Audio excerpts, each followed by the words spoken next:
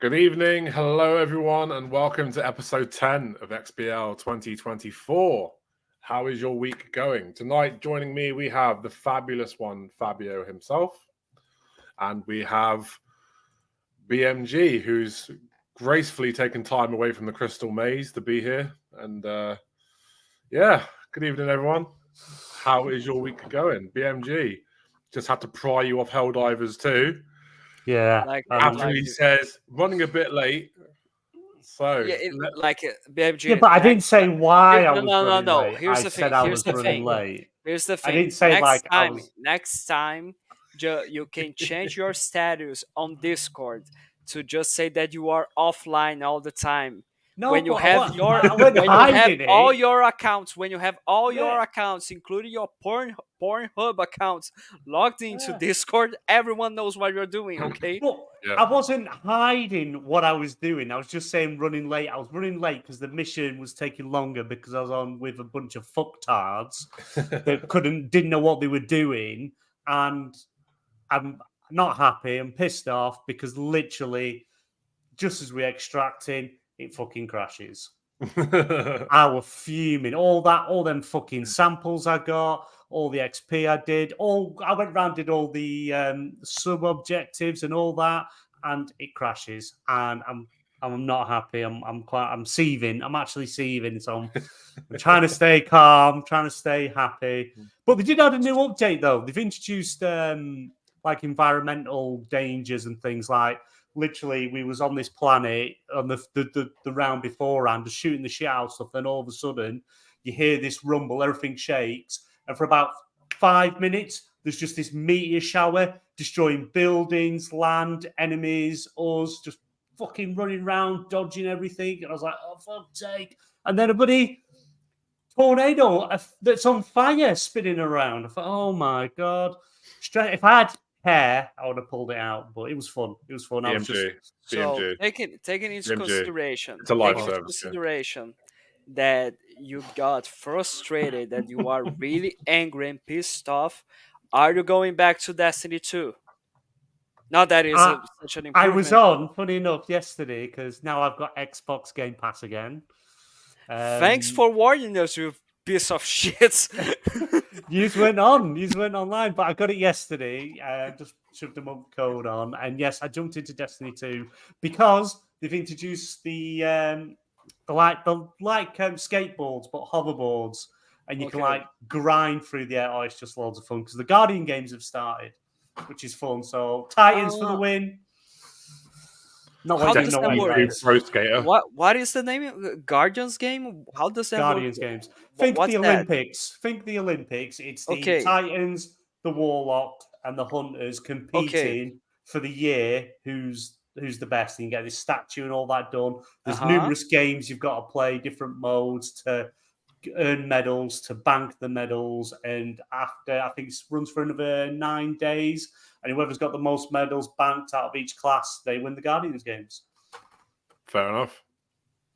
By the way, like, don't you think that the hoverboards they kind of like add some type of Fortnite shenanigans to the game? Because doesn't Destiny have those space motorbikes or something like Sparrows. They've got the Sparrows, but these are. They go a lot faster. You jump in the air, you click the grind button, and you're almost like flying, grinding. Yeah, it's just fun. It just adds a different element to it. It's something new, something they haven't done before. Because take chances, don't you? No, I think it's interesting in terms of like if it makes the game more fun, that's great. I'm all for it. But like in terms of like taking into consideration the seriousness of the Destiny universe or something like that, I think that the hoverboards are like just a shenanigans or something like that. No, they introduce in terms of like oh my God, the lore of it's like the lore's so far deep. I'd go down a rabbit hole with that and would need about a 7-hour show. But the lore's really deep. The story's quite serious and what's happening, what's going on. But they're very good at introducing elements, whether it just be for a short period of time and stuff. Just add a bit of fun to it, make it, exciting to take while we wait, because the main content, the final shape's been delayed till June. It should have come out 2 weeks ago, and obviously it was delayed. So they're now introducing they're giving you free stuff right up until the launch of the new expansion, just to make up for that. Well, they have got a currency called Bright Dust. So every week in the store, they shove a load of free stuff in, and they're just giving you loads of it. They're literally just piling stuff on you for free. They've just done a crossover with Mass Effect, and they've just given literally 99% of the content away for free. If you want the outfit and that, it's like 1,000 silver, which is about bring people back. 49. But yeah, well, there's some new content dropping in April. Yeah, which is called New Light or something like that. So the idea is it's Into the Light. It's like a bit of a story beat prequel thing before the actual main expansion that drops. So it's good fun. I won't lie, BMG, I've not played it since I played it with you and he who won't be named. Yeah. But it was good fun. It was good fun. And not only have I been playing that, I played a couple of games. So we've done Helldivers, played some Destiny 2. I jumped a little bit into Metal Gear Solid 1 of the collection because because the thing PlayStation's introduced now, like Xbox does, you get so many points. Reward points, you can then turn that into credit, buy games, stuff like that. PlayStation do the same. So I had enough points because they're quite generous with the points. I had enough points, and I haven't even been in the program for long, and I had a tenner. So I thought, they've got Metal Gear Solid 1 of the Master Collection, £12.79. So I paid £2.79 for it because I had £10 credit from my points. So I picked that up. So jumped a bit into that, a bit of nostalgia, but not got deep into it.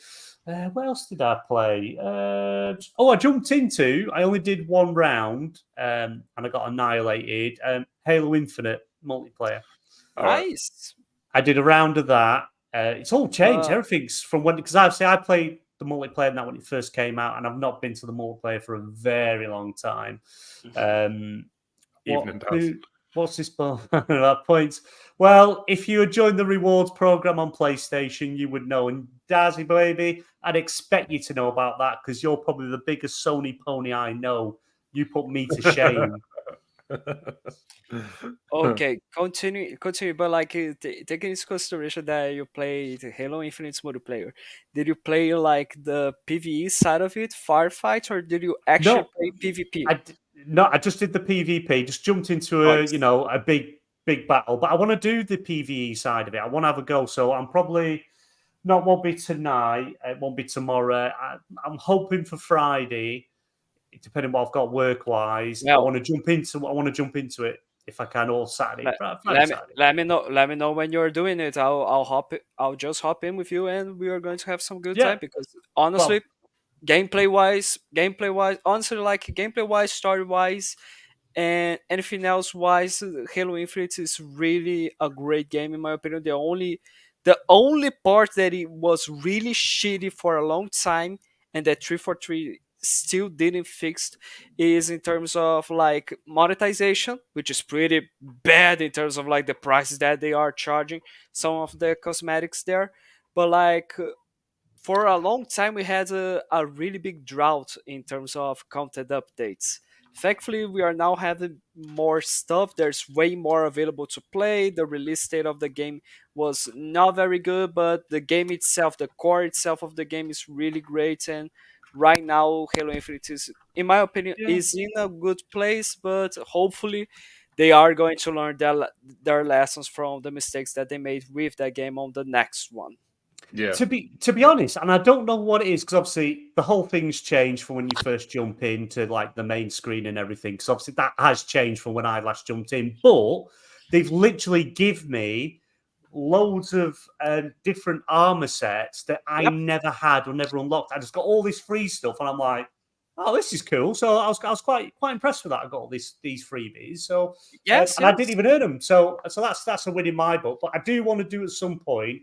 I want to replay the Halo Infinite story. I want a team. Last time I played it on my own, we briefly jumped into it we did one night in it, but I want to jump in and play, do the story. But if I can get, because is it up to 4-player co-op, or was it higher this one? No, it's four. It's 4-player. Yeah. So if we can get a team of 4, I think it'd be quite fun if we get 4 of us and we'll do the story, for sure. try and maybe stream it or something like that. So Yeah. if there is anyone interested in playing Halo Infinite, doing the campaign, or even a bit of multiplayer as well, hit us up and we'll arrange an evening to play. Just want to say a big happy birthday to Thimber, 32 yesterday. All right. Happy birthday. Happy birthday. You are a year closer to death. Congratulations. Hey! Are you excited? Be that over the you hill and are buried going beneath to it. die? Are you excited that you are going to die someday? That's it. Great. Grim. By the way, let me just hop back into a comment here that I want to ask here to Meisuko. He said, really enjoyed Rebirth. Also finished the Unicorn Overload demo. We are meaty a Vanillaware goodies. Like, how is Rebirth? Is the graphics okay? Like, are you playing I've it? not played it. I've not played it. Are you playing at 60 FPS or 40 FPS? Because honestly, for what I saw, I can be very mistaken. Of course, like I prefer to trust the people who are actually playing the game. Luke Like, Steele's the man. say, does the game look that bad? Does the game look that blurry at 60 FPS? Because the video from Digital Foundry, honestly, like it looks horrendous. From what I've heard, from Jesus what I've seen and Christ. heard, the performance mode with Final Fantasy VII Rebirth is not good. Luke Steele might be able to give us more info, but on PlayStation, as it's showing, it's like the performance mode's bad. You're mainly having to play it in quality mode, 30 frames, looks good, but I'm assuming patches are going to come and fix that. But I haven't played it, so I couldn't tell you firsthand. It's just, people that I trust, that things like that that have said stuff. So, we'll have to see on that one. Nice. Fair dues. Fabio, oh, there you go. Sorry, Luke Steele. Yes, the performance mode doesn't look great. The assets, etc., the same. It's just very low resolution. Oh, fair dues. Fair enough. Fabio, what have you been playing this week? Well, I've been playing some Hellblade. Yeah, I am. I want to finish that game before getting into Hellblade 2 when it gets released. I played some Suicide Squad as well. I've also played Forza Motorsports, and I tried to play a little bit of Halo Infinite, but I just didn't have time. But like right now, they released a new operation with a new battle pass and a really cool map where it has a big section of the map where you are fighting at like zero gravity. So like that's really well done. And they added a few more maps to add the Husky Raid mode. The Husky Raid mode, for those that don't know, is instead of the traditional 3-lane or the original map, as we all know and love, we are talking about a just 1-lane map. It's capture the flag, 1-lane map. Whoever gets 3 times the flag of the enemy team just wins. And like, since it's just 1 lane and nowhere else, it's just chaos. And you spawn with random weapons every time, so you can literally have a pistol and the enemy can have a rocket launcher. It's amazing. Nice. Sorry, I'm just trying to read chat. By the way, it's nice to see everybody in chat, like talking to each other and stuff. It's great. Thimber's here, Daz is here, Luke Steele's here, Masuko's here. If I missed anyone, probably. If I have, I apologize. So I haven't really been able to play anything this week because my missus has hijacked my Xbox and she's been playing Slime Rancher and I can't seem to get her off it. But yeah, she loves it. I played a bit of Turnip Boy, Robs a Bank earlier, which I thought was very entertaining. Never heard of it. What is it? It's quite funny. I'm assuming you're a turnip. Yeah, roguelike. A boy. Can you consider it as roguelike? But basically, you have to keep running the same bank over and over again as you like keep progressing. You are roguelike. Yeah, it's good fun. Weird, but good fun. That's about it for me, really. I haven't really played much this week. Mappa says turd boy. Turd boy. Turnip Boy is brilliant. But yeah, that's about it. By the way, we've got 33 people watching this stream across 3 different platforms: YouTube, Twitch, and X itself. So don't forget to like the video, thumbs up, share it with your nan, all that fun stuff. It really does help us with the algorithm and pushes it to more people. So yeah. Even your local priest. Yeah, share it with your local priest. You'll love it. But yeah, I suppose let's get into the nitty gritty. What Toys for Bob? Xbox has lost Toys for Bob, which I can't say that we didn't see coming because there was a bit of like chaos surrounding them not long after the layoffs and shit, and they're now going independent. So Xbox does not have Crash Bandicoot and Spyro as exclusives. Hang on. No. Whoa. Whoa. This is what's not clear, and I'm assuming it's not happening. Because obviously they have said, we sorry, are going. I forgot to shout out Muppet in chat. Oh dear. Oh, I am Muppet. He sends you money for Freddos all the time. Sorry, Muppet. I know. Yeah. Go on, baby. Go on. Yeah, so they've got independent, we know. Yeah. You sort of have to think, is this sort of worked out better for Microsoft? Because if they didn't go independent or suggest going independent, whatever deal they'd made, would they have shut the studio down? Because they literally became 90% a support studio for Call of Duty, which they're obviously taking these teams off now. So, but there's nothing to say. No one has actually said that I've seen. If I've missed it, someone correct me. That they're taking the IP with them. I don't think it's the IP that's going because I think it's no IP in it. No. Yes, like that's what I think. Like, I think it is a situation where Microsoft, once they acquire Activision Blizzard and all the studios that were part of it, like Toys for Bob don't own Crash Bandicoot and Spyro the Dragon. Activision owns it. Right, and since Xbox owns Activision now, like Toys for Bob was the studio in charge of using Activision's IPs to make games. They were the studio designed for that. The studio has left, the IPs continue. Nothing will change in terms of that. Some people are saying that since Toys for Bob has left and Xbox, there's no way for Xbox to make an exclusive game from Crash Bandicoot and Spyro the Dragon. Of course they can. They own the IP. They just need to find this. I thought it was the problem the IP. Like, what's the matter? No. Like, what's the matter of if it is a third-party partnership to make a first-party, second-party title? If they own the IP, they can do whatever the fuck they want with it. Like, literally, take into consideration something like, for example, Record or Microsoft Flight Simulator. Those games were not made by first-party Xbox studios. Quantum Break. They were made by second party. They were made with the partnership of Xbox Global Publishing. If they own the IP, they can do whatever the fuck they want. And guess what? Toys for Bob already said that we intend to have a close partnership with Microsoft. They're in negotiations at the moment. So I'm assuming they're working on a product with Microsoft's IP. They were in the middle of doing something.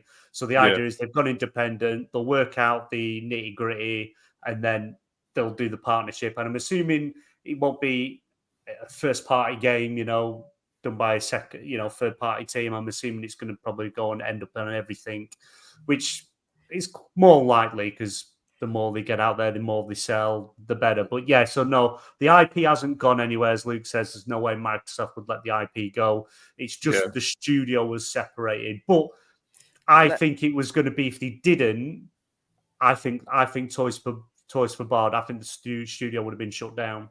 I think this is the best thing to come out of it. I think they would have been shut down. Yes. They would have gone. But like, it's kind of strange to take into consideration the way we think this stuff kind of works and compared to how it actually works. Because the moment we think that, like, oh, Microsoft owns the entirety of the publisher ZeniMax, they can do whatever the fuck they want. If they want to say that ID Studios, id Software is not part of ZeniMax anymore, and they are going to the Xbox Game Studios publishing site, they can do. No, apparently they can't. Apparently they cannot do that. Apparently what happens with those publishers is just add that publishing part, because like what everyone is thinking and what even I was thinking is like, if this is a situation of let's take Toys for Bob away from just being a support studio to Call of Duty, why did we have to make them independent instead of just let's take you away from Activision Blizzard and you become Xbox Game Studios? But That's the another thing that way, I'm curious, like, because if they but own what the if they're going to be laid studio, off? would they do something like that? They could, yeah, they could have put them on anything, done anything with them. But what if this has helped reduce the number of layoffs by the head of the studio said, look, we want to go independent. We don't want to lose anyone. Is there any way we can work this? Because this is the other thing. What if the layoffs Yeah, would have for been a lot sure. higher? Because I think they would have shut Toys for Bob down, done away Yeah, with maybe. it. Like, I wonder. Um, I also wonder do if they take gave him like a heads up first, like, look, layoffs are coming, and then Toys for Bob are gone. You know what? Rather than lay us off, let us go independent, and we'll have yeah, a place. but like do take into consideration that like what happened with Toys for Bob. I'm not talking about all the 1900 people that got laid off, but what happened to Toys for Bob and to the Activision Blizzard sector was already going to happen with or without the acquisition. That was confirmed. Mm. Like, I'm not Yeah. saying that every single one of the 1900 people, like, of course, there were a lot of people that got laid off because of the acquisition, since we don't have to have like two community managers, two of the same function, since we are now being overlapping here. We are being part of the same company. We don't have two people working on the same goddamn thing if we are now just one first parties. But like, what happened to Toys for Bob? It was going to happen anyways in terms of like the layoffs there. Like, this was confirmed that even without the acquisition, Activision intended to do something like Yeah, that, which they is held really off. horrible. Yeah, they held off because they knew Microsoft could be the bad ones by doing it. Yeah. Exactly, that was confirmed. So like, this is why I think it is kind of interesting how we think the acquisitions work and how it actually works, because Yeah, apparently what happens at ZeniMax and Activision Blizzard is like, these are two separate sectors. Like, they answer to Phil Spencer, to Matt Booty, okay, but like, what happens there is only theirs apparently, because like it's just like this situation of Redfall, where Arcane didn't want to do it, and then the what was the name of it that he even left Bethesda? Pete Hines. Yeah, and then they talked to Pete Hines. Pete Hines said, "No, you are still going to be doing that game." And like, why didn't you talk to Phil Spencer? Why didn't you talk to Xbox itself? Ah, because Pete Hines is the one in charge of ZeniMax. So that they are separate. They are part of the same family, but they are separate. Why can't Microsoft do something Yeah, like they've that's the reworked it. that's the Yeah, confusing part. they've literally, because now, obviously, as we know from a few weeks ago, they've now restructured everything. So you've got Microsoft Game Studios, you've got ZeniMax Bethesda, you've got Activision Blizzard King. So they are three separate entities under the Microsoft gaming umbrella. So top of that's Phil Spencer. Then you can have like the head of not Pete Hines, Matt Boudet, head of studios now, and he's now got included in Xbox Studios. They've now added Bethesda and Activision, so they all come under him. Then you got Sarah Bond, that's like the head of Xbox, like the hardware side stuff and things like that, head of Xbox. So they're trying to unify it now. It's just something that just takes time. So they are doing separate. But ZeniMax Bethesda, they're still like publishing games under ZeniMax Bethesda. Activision Blizzard still going to publish games under Activision Blizzard. But overall, they all they said answer Microsoft Game Studios now. I wonder if that was the, because I No, know no. that they call something completely different, aren't they, on PlayStation? Like, Yeah, Thieves. it's just Microsoft Corporation. Yeah, I wonder if Which that was is part of the the actual deal head, for why yeah. they were allowed to put games on the PlayStation. I wonder if that was like included in the deal. Because Yeah, I could swear Sea of Thieves on Xbox is Xbox Game Studios. I don't know. I can't remember. I think it is. Yeah, And then you I get wonder the if that's Rare like, logo. I wonder if that's part of the deal for having them on PlayStation. Maybe, has maybe. to be, can't have the name Xbox in there, maybe. Yeah, but because if you look under the descriptions of the games, it's Microsoft Corporation, so Yeah, it's looking from that point of view. But yeah, so everything just answers to Microsoft Gaming. That all comes under that umbrella, but they're being run, they're published separately, like Xbox Studios under Xbox, Microsoft Xbox. But at the end of the day, all the money ends up in the same pot, one way or another, and. But Let's take into consideration, can we speculate just a little bit about this partnership that they might do with Microsoft, that Toys for Bob might be doing with Microsoft? Because it comes to two situations, in my opinion. It can be either of them, and probably one of them is not possible, even though I wish is possible. But it is we are going to work on working on Crash Bandicoot, Spyro the Dragon, Banjo-Kazooie, Conker's Bad Fur, the IPs, the platforming IPs that everyone was excited for Toys for Bob to work on since they became part of Xbox. And they are going to act as second party, or the partnership might be when the studio gets restructured, they get acquired again, and they, instead of being part of Activision Blizzard, they become part of Xbox Game Studios, just like Double Fine, just like Ninja Theory, just like 343. Just so they can have their independence of not working off Call of Duty, only their own stuff. I think it opens up to those two situations, and I really wish it is the situation of they being acquired by Microsoft again, because I've got to be honest, even though there was a lot of people that was really, really excited for the Activision Blizzard acquisition because of Blizzard, because of Call of Duty, I was excited because of Toys for Bob.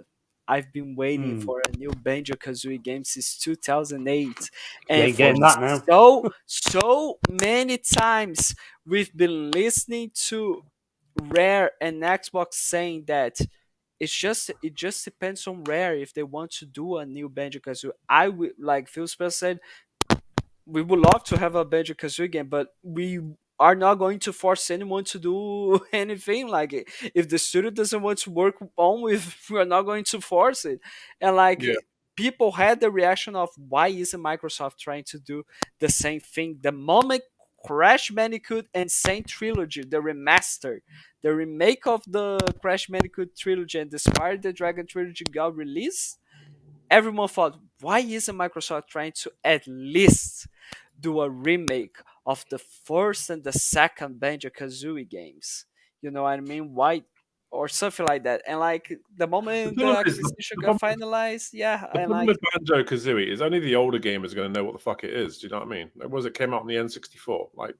It's all right saying let's make a new Banjo-Kazooie or let's remaster the first Banjo-Kazooie games, but kids these days have no idea what the fuck they were. Do you know what I mean? What do you mean? Well, they could come out and say, yeah, okay, we're going to make a new Banjo-Kazooie, but kids these days are up to 15s and stuff. They're not going to know what the fuck Banjo-Kazooie is. We do because we're older gamers. Kids at the days of the Crash Bandicoot and Spyro the Dragon remasters also didn't know what the fuck they were, and still. But a lot of the demographic for those new games from Crash Bandicoot are for the older gamers, the people that actually know what they are. But why can't Banjo-Kazooie be as well for the older gamers? Crash Bandicoot's been around for fucking ages, decades. Yeah. Spyro's been around for decades. But they've been putting out regular games for decades. When was the last Banjo-Kazooie game? 360? Well, there's only 6 fans of Banjo in there. 2008 was the last game. Make it for the fans. All 6 of you people, here's a new Banjo game. I think that's why they don't make one. Okay, so Banjo-Kazooie was created in 1998, and Crash Bandicoot, that was PlayStation 1. Yeah, but what I'm saying is they never stopped putting out Crash Bandicoot games. There's always a new Crash Bandicoot. It may not have been every fucking year. What do you mean every fucking year? What do you mean? For a lot, there was a lot of course, there was 2004, 2006. There was some games, mobile games, 360 games, and they were all shit. Yeah, but what I'm saying is, there's been like Crash Bandicoot inspired. There's been new iterations over. Like, it may not be every year or every No, 2 not years. Spyro. Then they Not brought out the Spyro. models, the little Maybe things, maybe all the Spyro, models, but yeah. Crash way more. I When think. was the last time? When was the last time Banjo-Kazooie came out? That was on 360. That's like, what? Yes, fucking- Nuts and 2008. bolts. Nuts and 2008 with Banjo-Kazooie Nuts and Bolts. Yeah. So that was the last You Banjo-Kazooie. can actually play the original Crash Bandicoot in Uncharted 4. It's actually part of when you start playing by The Naughty complete Dog. game. You can actually play the complete game there. No, I think it's Maybe only that's why part of it. I think, but Maybe that's why they don't. That would be so amazing. Like Banjo-Kazooie. inside, like you just bought Uncharted 4 and you are just going to play Crash Bandicoot there. That's it. Ah, fuck, 4K60. 4K60. No, but I think the way they hinted it, because they put like a hint saying hold on to your horns or something like that. So I think it's a Spiral game they're making currently, working with, but obviously they're working the logistics and the contract side of it now with Microsoft to make sure, and I don't think it'll be something that's exclusive. I think it'll be coming to Game Pass day one like, and then we'll release everywhere a la carte. But like going back to the situation that we were talking in terms of like what this partnership one might be between the two situations, what do you guys think of it? And I'm asking also for the chat, what do you guys think? Is this going to be a second party partnership, or is it going to be Microsoft's going to acquire back Toys for Bob and make them just part of Xbox? If you look, Fabio, if you look at Luke Steele's comment, because obviously he does acquisitions and all that sort of stuff, it would be something where they would just transfer it over. They wouldn't have to let them go and reacquire them because they already owned them in the first place. They could have just moved it. But speculation was because I remember like when the news about the layoffs came out, there was like a story the same day saying that Toys for Bob was in trouble or some shit like that. I remember that came out like, shortly after the layoffs announcement came out. I reckon what's happened is they took on Toys for Bob. Microsoft has gone, you know what? Chances are you're going to get hit with layoffs. And then Toys for Bob has said, well, how about you don't lay us off? We go independent and we work closely with you on future games. Maybe that's the agreement. Yeah, that's probably, yeah. I think you're about right there. They're going to come up with a partnership where they're going to work on Microsoft IP. So it might not just be Activision games IP. You might see them work on different other games as well. But whatever they work on, they're a third-party studio. It'll be second party because they'll be making the games that are published by Microsoft, but I don't think you'll just see them on Xbox. I think you'll see them Game Pass day one, but I think you'll get them on other platforms, a la carte, PlayStation, Switch. So I think they'll publish everywhere, but it'll be what they do. They'll have some sort of dealing where it's going to be in Game Pass day one. Yeah. So I think you're right. I think they've said, look, we don't want to lose people. We've just got us away from Call of Duty. This is the best option. They're not taking any IP, but they can work on the games they're good at. To stop the Microsoft layoffs. Fucking everybody's happy. Well, but then again, they can start working on things like Tony Hawk's. Maybe they even get to touch Prototype. Prototype's been needing a reboot or a sequel for. Oh, could you imagine a next gen? And let's take into consideration that Xbox needs an answer to Sony's Spider-Man, PlayStation Spider-Man, or PlayStation's Wolverine games. Yeah, but they need the developers for that. The prototype IP would be quite interesting for that. In terms of like, you don't have to be like loyal to any other sort of material instead of the previous games, which is we want crazy powers that are going to make you feel overpowered. We want to be able to kill lots of people. We want to be able to destroy everything in our path. So like just put all the crazy creativity that you can in that game. So like I think a prototype game would be quite kind of easy for them to make in terms of like this is going to be good. But they just need a studio. They just need a studio for that. You got to remember, like most of Activision's like fucking development teams have been on Call of Duty for years. And then you've got Bethesda's pedigree, which is mostly fucking first person shooters. Like what studio do you put on an open world prototype game? But this That's is the problem. But this is the thing now. They've got so much IP sat there doing nothing. There are so many independent developers and studios out there now where they could start farming them out, start giving, licensing this IP Yeah. out to these different studios, branch out a bit so It's you're not tricky because, taking your own moves. you look at games like Spider-Man. I mean, Insomniac have that pedigree of open world games. I mean, Sunset Overdrive was fantastic. I mean, they did something before that as well, didn't they? They did a VR game. They were doing VR games. I can't remember the game. Like they have that. They have that pedigree. Hmm. They have that experience of doing an open world game. So And they got Spider-Man layoffs. was great. Yeah, but like I layoff think, yeah, the Golden no. Goose. Insomniac games Fucking having layoffs is like the most. What the fuck are you doing? They've moment of, carried. like, Insomniac have put out more games and carried PlayStation over these last few years than any other studio. that they Consistently recently high quality. acquire. Like, it's Yeah. Literally amazing. carrying the And PS5. they lose. They've And they announced lose. not just they've announced more games, but they've actually released more games. So what we got: Spider-Man Miles Morales, Spider-Man 2. They announced Wolverine. They released Ratchet and Clank. What else? Miles Morales. Miles Morales as well. But it's like literally like every couple of years, they're literally churning out these high quality games, and they've suffered layoffs. And yet, Media Molecule, who's made one game in like the last 10 years, is still plodding on and still going. It's like, why?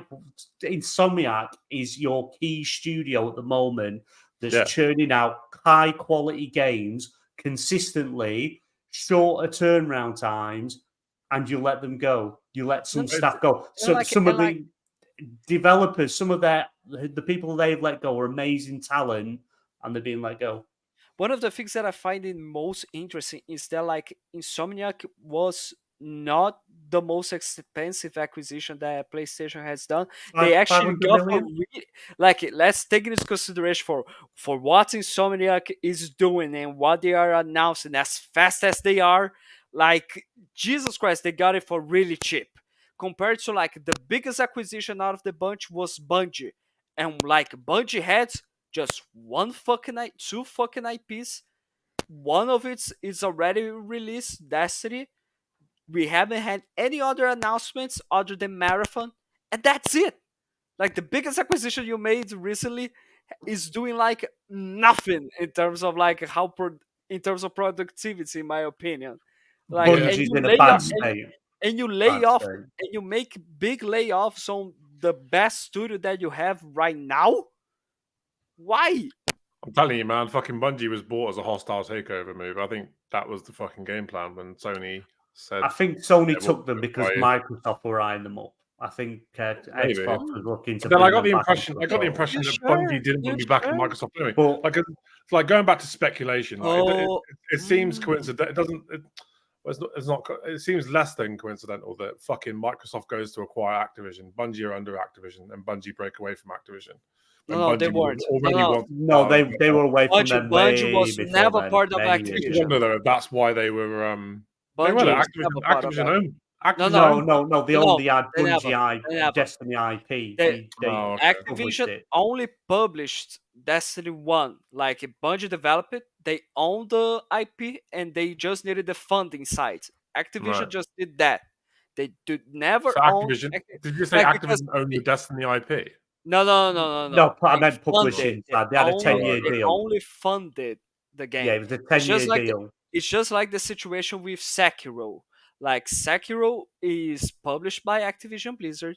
The IP is not owned by Activision. It's owned by From Software, right? Those are the developers of the Souls games, right? And but the publishing side of the IP is theirs.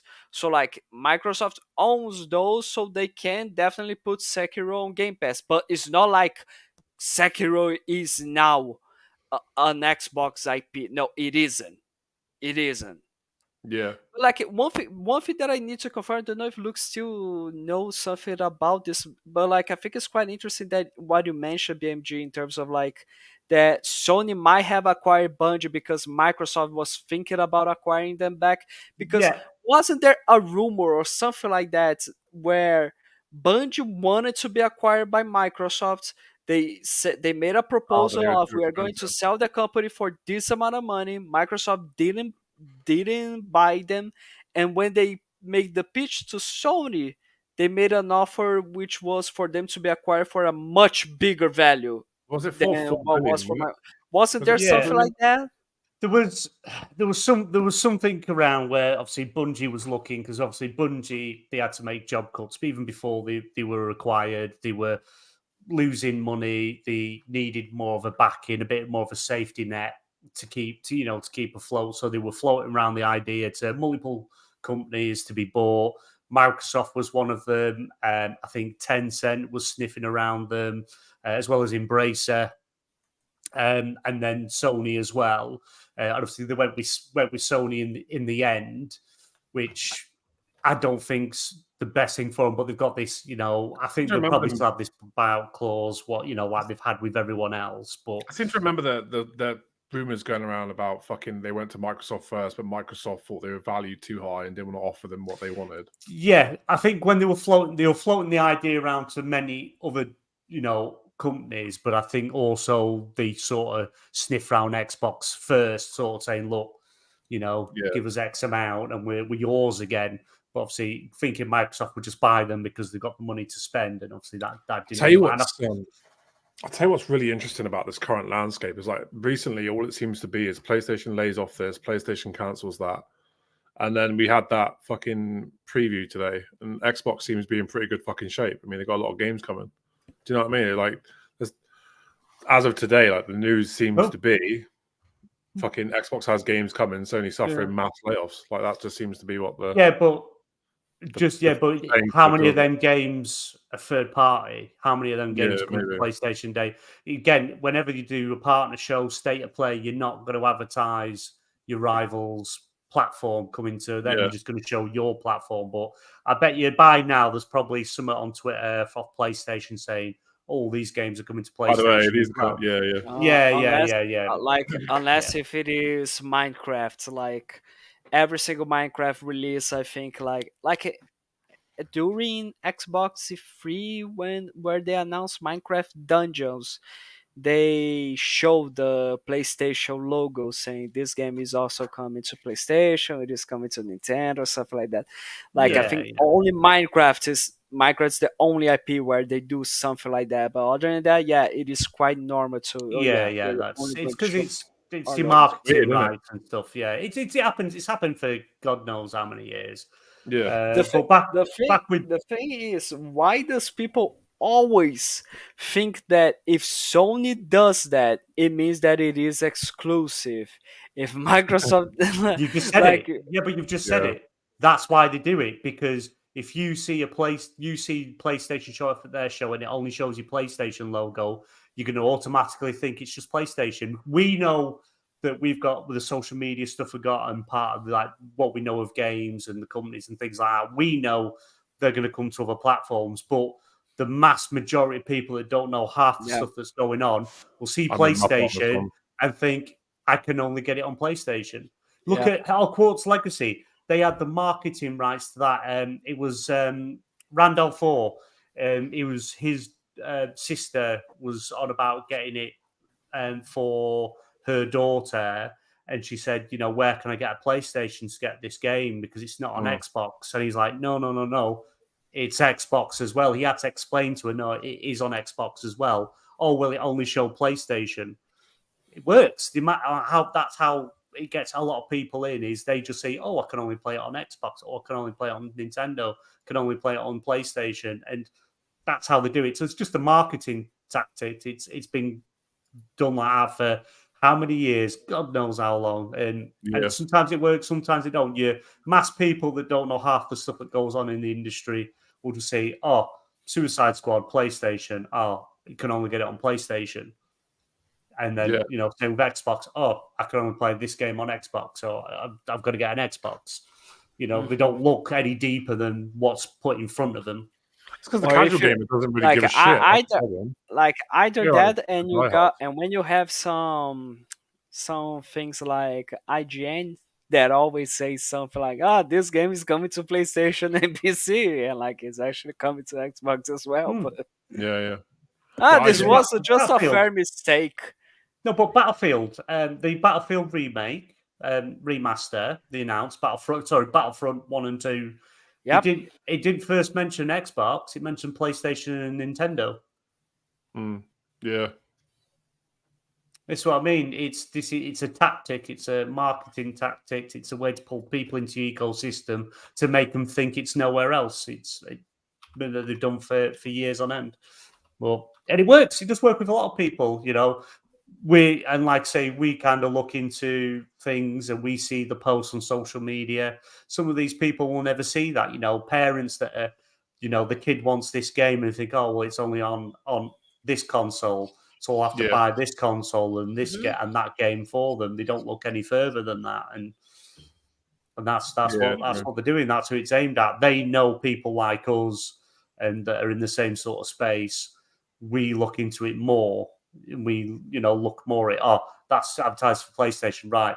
Let's wait a couple of hours. We'll probably see a blog post from Xbox or a tweet saying coming to Xbox same day, coming into Game Pass. You know. So there are multiple times it's shown under one banner, but it's actually coming to multiple consoles. Mm-hmm. Yeah. Mm-hmm. Fair enough.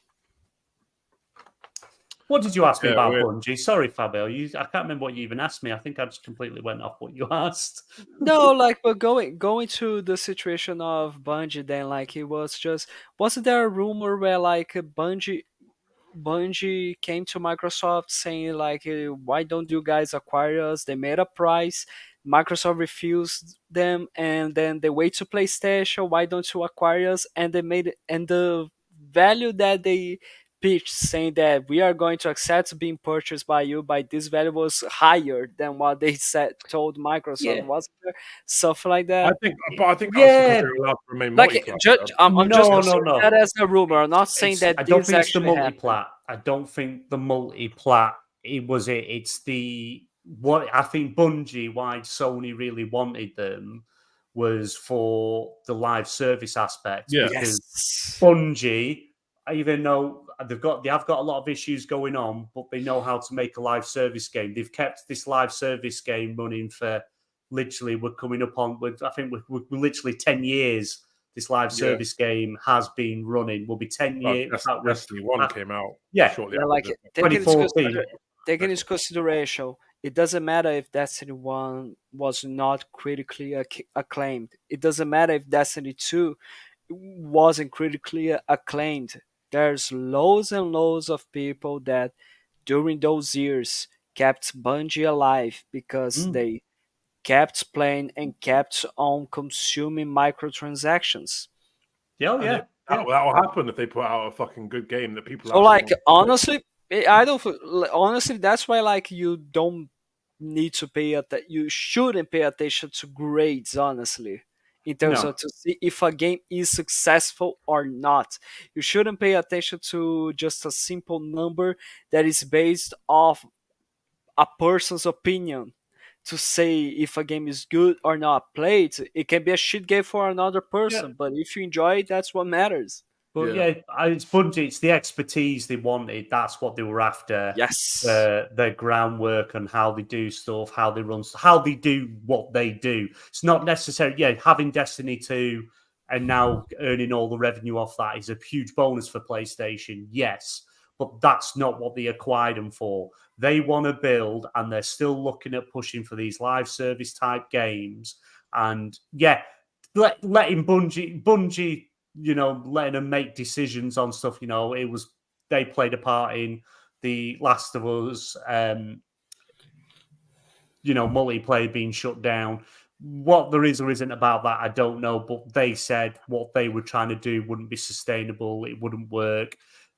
What's the drive to pull people back? Where's the story? And stuff like that. So they know what they're doing. They know how to work these things. And that's what they wanted. But the problem is they're now starting to lose talent from Bungie. They've had to make layoffs. The head of creative director, he's now left. Right before the new expansion's coming out. So it's like, Bungie's not in the best position as it is not at well the at moment. Bungie. No, but they've now got all the networking, the groundwork Sony have of how everything works. They just now need to make sure all their different studios that are working on a live service game learn off Bungie how it works. Not saying copy what Bungie's done in the sense of let's make that type of game, but the best approach to take to bring players in, get people engaged, get people to buy stuff off the store and things like that. How to make it people look and go, I want that, like Fortnite does. Fortnite's like, oh, I want that skin, I want this, I want that. You know, it's doing all that. And that's where we're going to end up eventually. Muppet has asked a very good question. Do PlayStation need live service more than Xbox need a game like Spider-Man? I don't think they need. I don't think either company need either. I think they're both chasing different goals, aren't they? No, I wouldn't agree. No, not necessarily. Go on, Fabio. You go first. Go on. Like I think that like in terms of PlayStation needs live service games, because we clearly see that the model that they are going to spend a lot of money in single player cinematic games is not working as well as it worked before during the PlayStation 4 era. Taking into consideration that we are talking about pretty powerful hardwares on the PlayStation 5 that is way more expensive to make than the PlayStation 4 was, and you are losing more money because you are always going to sell those consoles at a loss. You sold the PlayStation 4 at a loss. You are going to be selling your PlayStation 5 at a loss. That also happens with Xbox. There, let's not take into consideration just quickly interrupt. The PlayStation 5, after the first year, they started making money off PlayStation 5 hardware after the first year. So they actually make money off a console now after that first year. I think Xbox is the same. I'm talking about the model. Like the beginning, the base of the model is you fabricate the hardware and you sell it at a loss. Yes. You can eventually make money out of those, of course, but the real money is on the software. That's the business model that has been happening since the beginning of times with the video gaming industry. There's no denial about that. Like, but in terms of we sold like what, 22 million PlayStation 5s? Is that the number that they got? Yeah, something like that. Is something like that, right? No, 25 million. Yeah, something like that. PS5, yeah, like between the 20s and the 30s. 30 millions. Okay, fair enough. And like, it's not as great. It's great, yeah, of course it is great. Awesome. But it's not as great as it was with the PlayStation 4. That's why that's why a lot of the games that we are seeing as well, they continue to be ported to the PlayStation 4, because that's where the bigger user base is as well. And like, it makes no sense for them to continue to let's spend $203 million in a single player game where people are going to buy it once, play once, and that is it. Yeah, you're only making money off it once, and this is the thing. I think they need to make smaller titles. They need to make a branch more their range of possibilities to release in other platforms. PC now having more notoriety in terms of that, and they need to have a live service games so they can make money not just when the people buy the game, but also when the people keep during the playtime of the person, because they are going to be interesting. Oh, I want to buy this expansion, I want to buy this cosmetic, I want to buy this and that, like I want to buy this XP boost, I want to buy this battle pass. You're just going to keep making money. So that's what PlayStation needs to do. Here's the thing, I think like both sides, Xbox and PlayStation, they're all chasing that Fortnite, aren't they? They want that Fortnite game that's going to bring in the Fortnite revenue. But the thing is, Xbox has just acquired Call of Duty, which, let's be honest, is a fucking live service game at this point. Look at my fucking skins, weapons. It became. I mean, just look at how much revenue Xbox made after acquiring Activision based on fucking based on Call of Duty alone. I mean, the revenue was through the roof. So I think, and But this is the thing, like Ubisoft, they've been chasing that fucking live service golden goose for ages. I mean, they tried with Skull and Bones. They've tried with all those free-to-play fucking crap shooters that they keep putting out. And then you got Warner Brothers. They've tried with Gotham Knights. They failed. They tried with Suicide Squad. They failed. What was that other thing they put out that was a live service? I can't think of it now. It's gone. But now everyone's chasing that live service golden goose. They all want that Fortnite revenue. It's all about the extra income. To go to Ubisoft with their single player games, and they're only one I think that's really, really actually doing it well. Like take Assassin's Creed Valhalla or Mirage, for example.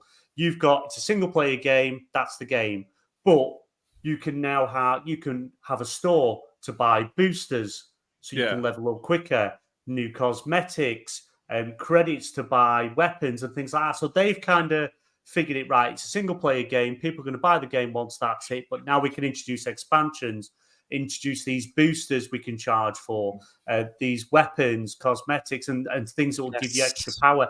And they're doing well with it. And that actually is quite a good model. You're not forced to do it. You can play the game as normal. I read something the other day. That future, I don't know if it was Assassin's Creed Red or Assassin's Creed, is it Hex that's coming out? But they're on about having like a fucking their first ever live service Assassin's Creed, like as a single player game. No, they're not going to be live service. It's the hub, Infinity hub. Yeah. That's going to be the live service element, and you're going to have your main games, which is going to be Red, Hex, and the other ones. You're going to have smaller titles in between, but they are releasing a multiplayer Assassin's Creed game. That's going to be your live service side of it when that comes. There's two multiplayer games. There's one like you got that mobile game as well coming as well. Now there's Assassin's Creed Jade, isn't it? I can't remember. I think that's out now. Yeah. And when it comes, I remember playing it. I played it. Oh, maybe it's out. Like continuing my answer to the question in terms of like PlayStation needs to do live service games as Xbox needs to have a single player Spider-Man thing. Now I just said my bits on the PlayStation side. The Xbox side I think is quite interesting because we are seeing Xbox having, of course, Xbox has tons of live service games, of course. But like, let's be honest that what we've been seeing, especially from last year's showcase and what's going to be released this year, we are seeing games that are not live service. Hellblade 2 is not a live service. Indiana Jones, so far as we know, Xbox seems to be more willing to. Fable by Playground is not a live service. Clockwork Revolution is not. Yeah, we are talking about in terms of like what we are seeing, what we know so far from these games. They don't seem to be live service, but Xbox definitely needs an answer to have a popular IP beloved by everyone, just like Spider-Man. Is Blade going to be that? No. We need to know. I don't think it's going to be as I don't get why they're making Blade, to be honest. Like, I get that there's a movie coming out and they're going to want to fucking tie it in with that to promote the game and shit, but of all the fucking characters they could have chosen from Marvel, they chose Blade. Here's one for you, right? All the games that Xbox has announced, as people might be split, people might be all one side or the other, right? So all the games that we saw last showcase and the games that are coming, do any of them actually come on the same sort of scale and quality of PlayStation first-party games, like your Naughty Dogs and Indiana Jones might, but I don't think they do. But it's the problem though. Xbox has a lot of good studios that do things well. PlayStation have a lot of studios that do things exceptionally well. That's the difference. Like Xbox, I mean, although Xbox don't push out these massive, AAA fucking bangers like PlayStation that, used to, they do put out good games that keep the fucking game. Yeah. They put out good games. Yeah, no, I agree. They put out good games, but and it's not being a fanboy. I love both consoles. I love games on both. I'll admit the PlayStation just get exclusives. I mean, when it comes to first party exclusives, PlayStation just get it. Xbox, and I don't think Xbox put out a lot of things well, like but Forza. nothing for to the everyone. quality, It's nothing to the Yeah, quality of what PlayStation on the level. They are not on the level of what PlayStation I mean, the does. coalition. That's what we need. arguably- No, I but this is depend. what I'm saying. No, but this is what I'm I don't saying. agree 100%. I don't No, but agree this is what I'm 100% saying. with We this. need Xbox to do something on that level with that quality, that type of game. They do That- though. Like the coalition with Gears, Like of War, yeah, like you take it, yeah, like take it Playground Games consideration. with Forza Like Horizon. yeah, Like, exactly. They Like do have. take into consideration the quality of Gears 5, take into consideration the quality of Forza Horizon 4 and 5, take into consideration the quality of Forza Motorsports. But it's Like, not just the quality of the game, it's everything that's not in it. Not just the way it looks, the way it plays, but like the story, the emotion, everything that's in it. You play God of War, and God of War, you're slashing, hacking, everything else. But Yeah. that first game, the whole story, the actual main story is it's that bond between a father and a son whose mother has died, father has always been distant, even- trying to build that. But If let's- that's but got let's all be- that in it, no, all like- that even comes God into of it, yeah, War but- plays isn't but into let's- what it it. used to be. yeah, you know what I mean? Like, but let's God of be War fell into honest. that cookie cutter PlayStation But, build. but and like, they like turned into let's third be person honest here. over the shoulder Let's be action honest. Even though the PlayStation games are great, I didn't play them. I don't have a PlayStation. I can definitely. I'm not. I need to trust you guys that played those games to tell me in terms of how great they are, and I do believe in you guys. But taking into consideration how similar Even they are Jeanette. to each other, they all follow the same formula since they the do. moment Sony released The Last of Us 1. They all follow the same formula in terms of the narrative that they try to tell. They And they always try still to outsell Xbox games. what? Everything PlayStation do, all their games, they sell millions upon millions. Well, they're going upon to. millions. Yeah, yes, because they do. you don't Of have course to, they do. You don't have to buy I'm not Xbox trying to games say. to I'm play not on trying Game to Pass. say. It's not just the quality. That's what I'm saying. It's not just how the game looks and plays. It's how they do. It's the storytelling as well. It's them elements in it that what But in make terms of PlayStation games they are. Not just Well, I haven't running good played in a Gears shooting. No, Like, no, from but what like I've in heard, terms it's one of of the best story, storytellers then they've it come up with. depends. It depends on the game that you are playing. It depends on your opinion. I find for what I don't need to play, for example, The Last of Us 2 to understand what happens during the story or to have my opinion. I cannot say that the entire game of The Last of Us 2 is a bad game, but I can definitely say that the story of The Last of Us 2 is not good when you compare to how well done is the story from the first game. And like that's entitled to my opinion. Your opinion, BMG, might be completely different. For example, take into consideration the story from Gears 5 or how the story is told in Halo Infinite. I love the way they tell the stories in those games. I think they really capture the spirit of the Gears of War franchise. I think that Gears 5 captures so well the spirit of Gears of War with a better protagonist than Gears 4. How Because do you connect? Do you connect with the characters? Can you connect with the characters, supporting characters, and actually care for them? yes, That's yes. fine. Yeah. Yeah, I just personally think, taking into I consideration don't. how the ending of Gears 5 is, I'm like, holy fucking shit! I had to care about I had Kratos to over here? okay. By the I love way, Kratos. spoilers, Like me. spoilers if you didn't play Gears 5. But I'm sorry, guys, go play Gears 5. But like spoilers here, holy shit! I need to choose between letting Marcus Phoenix' son die or letting his best friend die?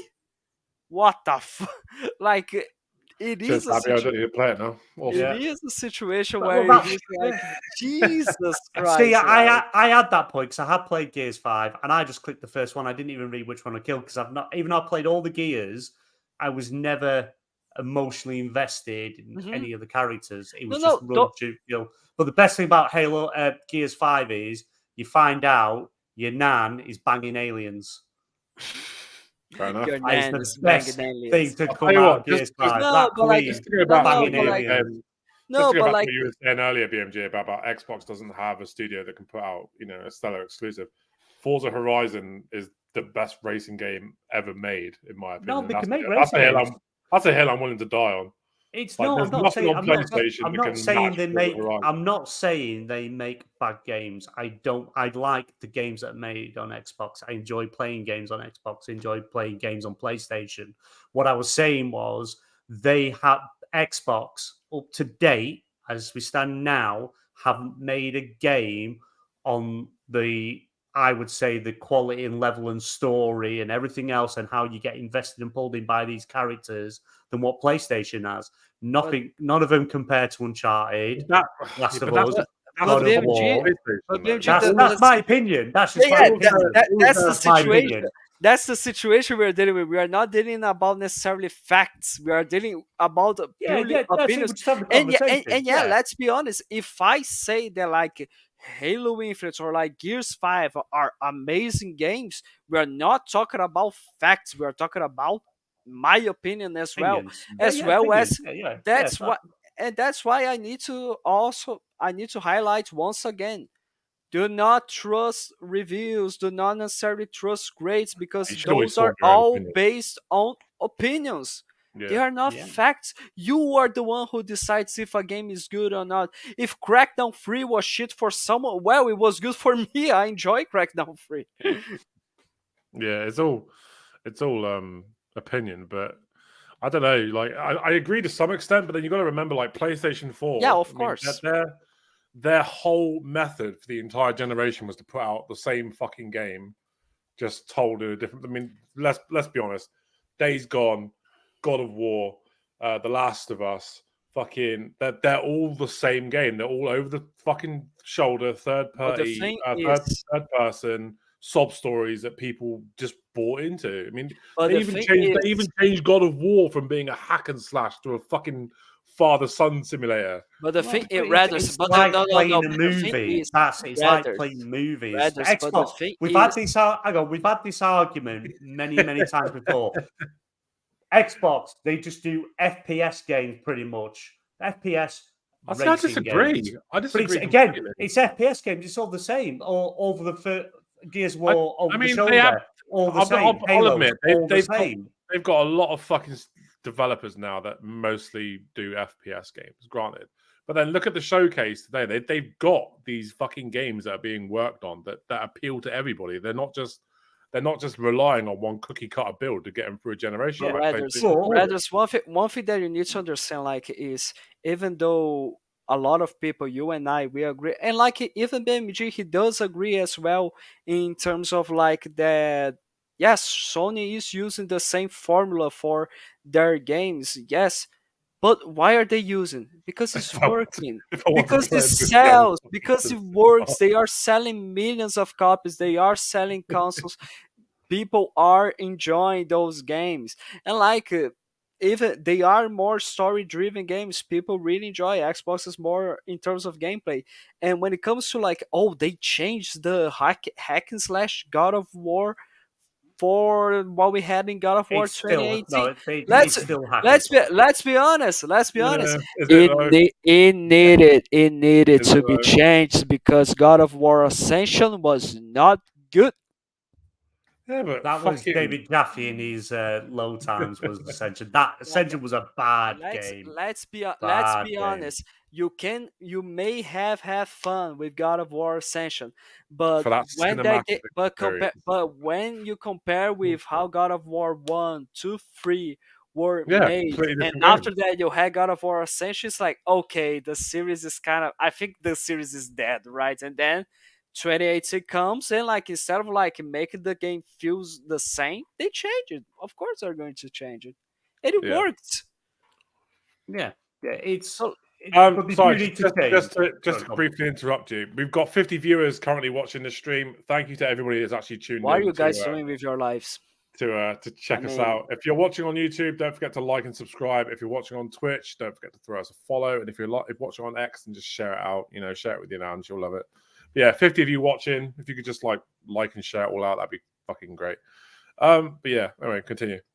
What was I forgot? Oh yeah, so when we was going to about the whole live service, who needs what, who doesn't need what. Xbox, they don't need live service. They've got probably the biggest live service in MMOs on the planet. They've got World of Warcraft, for God's sake, which They makes do. a hell of World money. of Warcraft and Elder Scrolls Online. Elder Scrolls Online, Fallout 76, which is having a huge resurgence. Now the show's getting closer. They might have, because he said the guy that's one of the directors of what's it? Thingy Nolan. What's his name? Something Nolan did the Batman Oh, films. Nolan North. Is it Nolan? Nolan. No. The guy that Oh, directed Christopher Nolan. Yeah, Christopher Nolan, because Yeah. he's directing the Fallout series that's going to come on to that Amazon. was fucking good. Have you seen the He trailer? said, he said Jesus. this is like Fallout 5.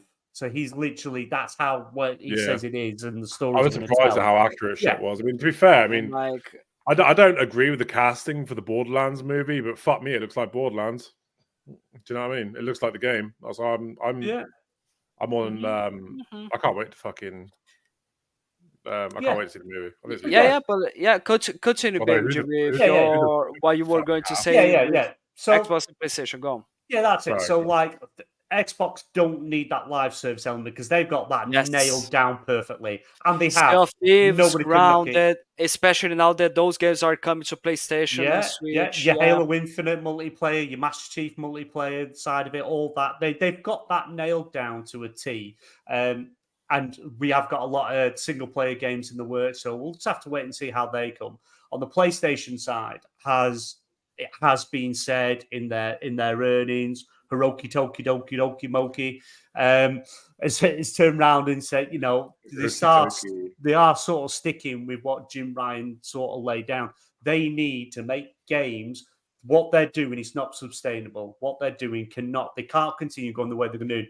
I think you are going to see a bit more live service. I don't think they're going to go full in as they were, but you're going to see an element of it. Obviously, we've got Destiny 2, we've got Helldivers 2, and you're going to see some more come up. But I personally think you're going to see them pull away a bit more from these big, huge AAA games, and I think you're going to see some more smaller experiences. Think like the size of Assassin's Creed Mirage, Spider-Man Miles Morales, Yes, Uncharted, Lost Legacy, like smaller, short of experiences that and can like turn around a lot quicker.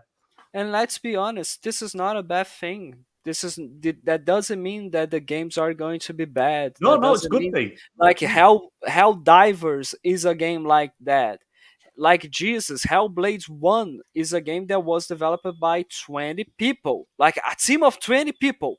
And they made Hellblade 1. Sure, Hellblade 1 has its limitations, but it is a really good game. It's not amazing, it's not perfect, but like it is a good game, and that's all you need so far. But haven't they been working on number 2 for about 7 years? No, I don't. What? 6 years? Hellblade? No. Hellblade 2, they announced it in 2019. 2019, yes. Yeah, 2019. but when did they 5 start years. working on it? When did they start working on it? Because I'm assuming Now they you worked got on me. it Now you beforehand. got me there. Because it's a smaller, Chewy- it's a shorter experience than number 1, isn't it? It's No. like 4 It is hours. no. According to what I saw, it is like equivalent to the same time as the first one. I No, don't it's know. shorter.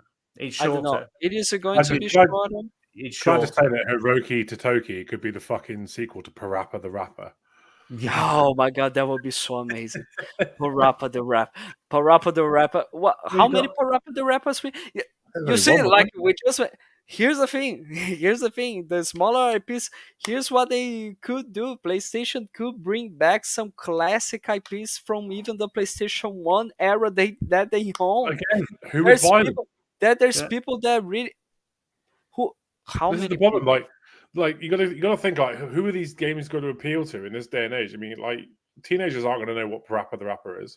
No, I mean, it'll only appeal to like the older generation who actually knows what it was the first time it came around. Like kids these days are going to take one look at Parappa the Rapper and think, "What the fuck is this? I ain't playing this." Okay, Trisha Hopper in the but, chat like, saying, "Loving the show, guys." But like, thanks so much. But like, isn't that the same situation in terms of like, Uncharted 4? Uncharted 4 was released at the PlayStation 4.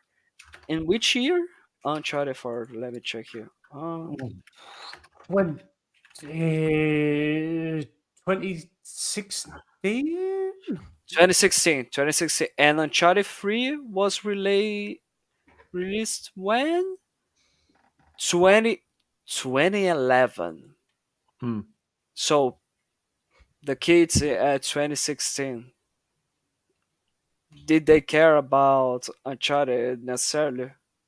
No, it's the people of old that actually care about it, but still they made the game. Yeah, but again, it's one of those games where they keep putting out new iterations. So like, it's not something that's ever gone away. Like, you can't bring something They back. From, keep like, 20 putting. years How ago. many other Uncharted we had after Lost Legacy Uncharted 4? Yeah, but what I mean is, like, if you were to bring back Parappa the Rapper today, right?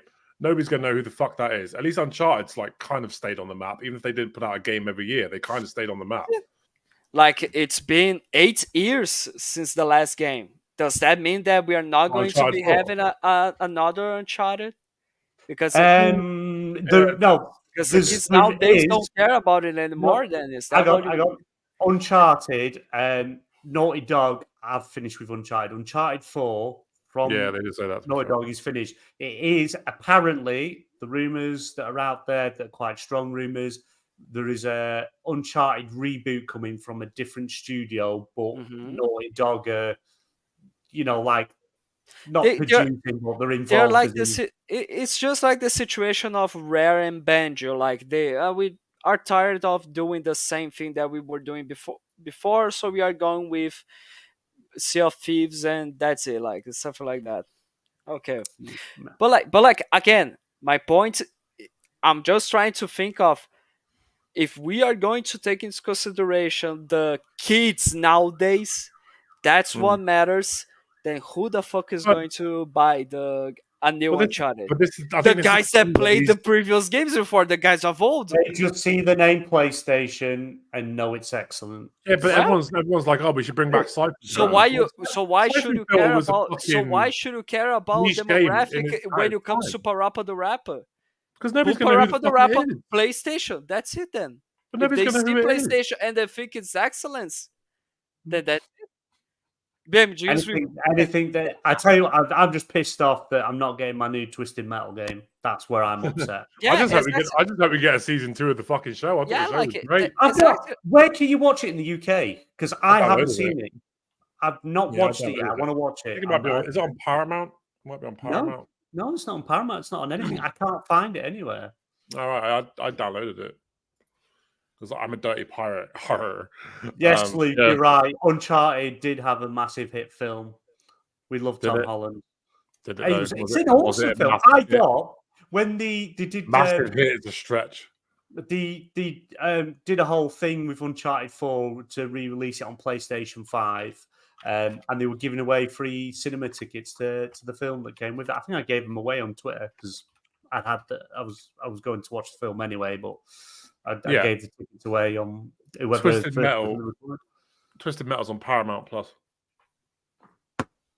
Can't be. Hang on, let me. It is. I've literally just googled it. Where can I watch Twisted Metal in the UK? Paramount Plus, UK now streaming. Well, I've got Paramount Plus, and I haven't seen it once. I haven't seen it on there. I'll have a look later, because if it is, I'm going to watch it. I'll put Smallville on hold. I'm rewatching Smallville at the moment. I still haven't started season 2 yet, Muppet, because I don't remember how the last season ended. I don't think I watched the last episode. The last scene I remember seeing was Master Chief flying a fucking spaceship into another spaceship, and that blonde Spartan getting like brothel coptered.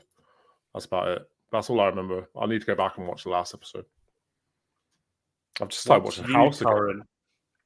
I love House. It's one of my favorites. I don't know what uTorrent is, but I know I love House.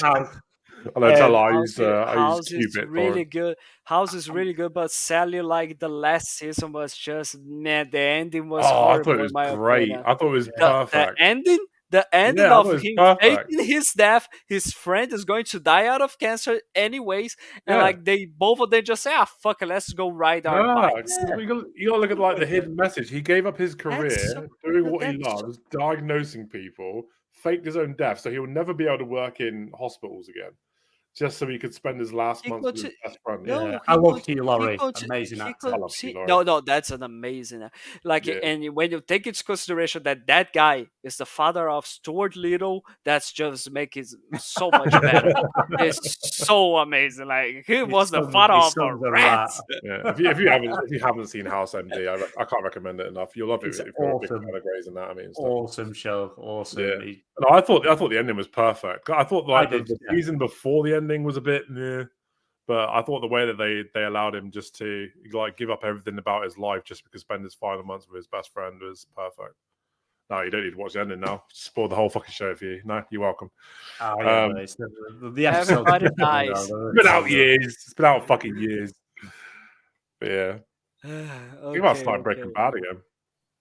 I've never watched it.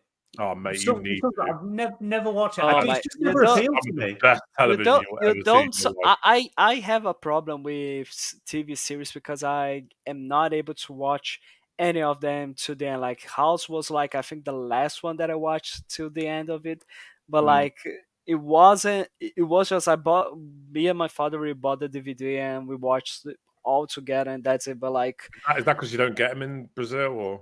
No, we do get them, but like I just don't. I'm not the type of person that okay, I'm just going to sit here and watch this TV series here. No, I prefer to just play my games. I prefer to watch my American football games, something like that. But like when it comes to watching TV series, I have a real problem with Breaking Bad because I am. I don't know if you guys know this, but I am a graduated chemist. I work in a laboratory. I am getting my master's at computational chemistry, where I am using my knowledge of theoretical chemistry to develop it. And I study for mechanically interlocked molecules. And like my girlfriend, he's moving on from the milk and like my girlfriend, she keeps telling me, "How can you call yourself a chemist if you never watched fucking Breaking Bad?" And I'm like, Breaking Bad is amazing.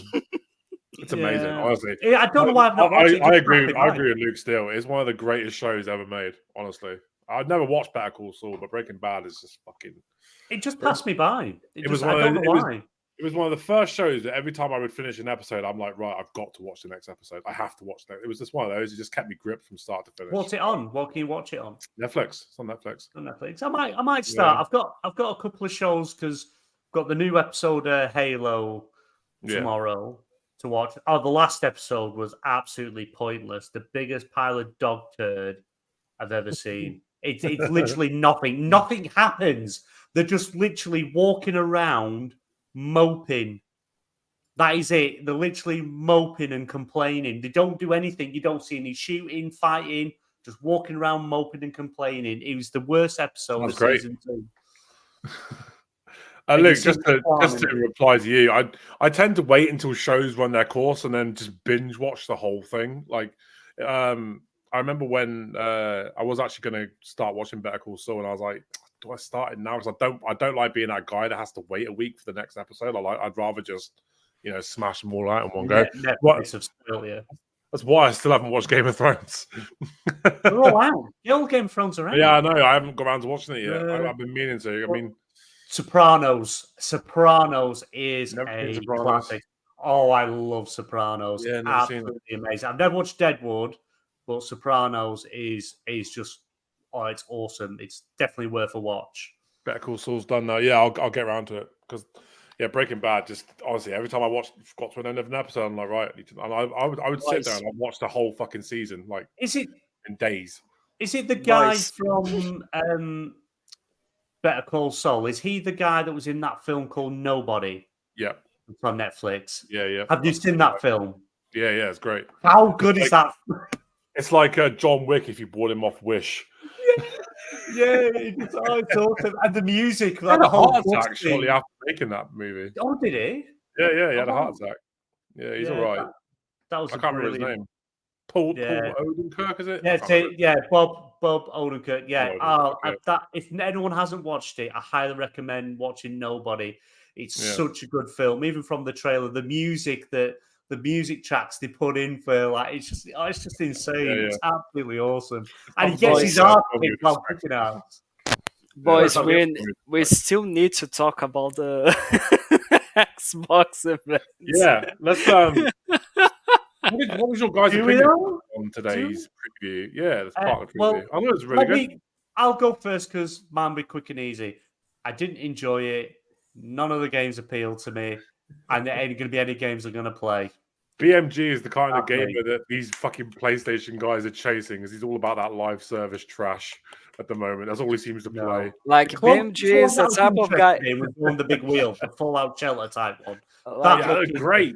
BMG is the type of person that says that he's going to be slightly late to the podcast and he's actually just playing fucking Helldivers 2. Like, for fuck's sake, BMG. I didn't say why I was going to be late. Doesn't matter. When you say I might be slightly late, we think it's something important. Luke Steele will know how it is when you're in the middle of a mission. In a round, you've got to help your guys. You can't just abandon them on the field and let the bugs kill them. You've got to go all in deep, and make sure you knock them all. Yeah, I thought I'll tell you what, the first 4 games blew me away. Like the Unknown 9, Awakening. I thought, to be fair, the first few seconds to that, I thought, shit, we're looking at an Assassin's Creed DLC. But no, it's Unknown 9, Awakening. I thought was really cool. The Altars I thought looked fucking great. I mean that was right up my street, because I love Fallout Shelter. What was the second game they showed off? I can't remember. Sleight of Hand. Sleight of Hand, yeah, that looks really interesting. I loved seeing that. Like, I think third-person stealth sim. What was the fourth game? So here's what happened. We had Unknown 9 Awakening. We had right after that Sleight of Hand, which I really enjoy. Like, this is the game that I was the most excited for, because I just love stealth games.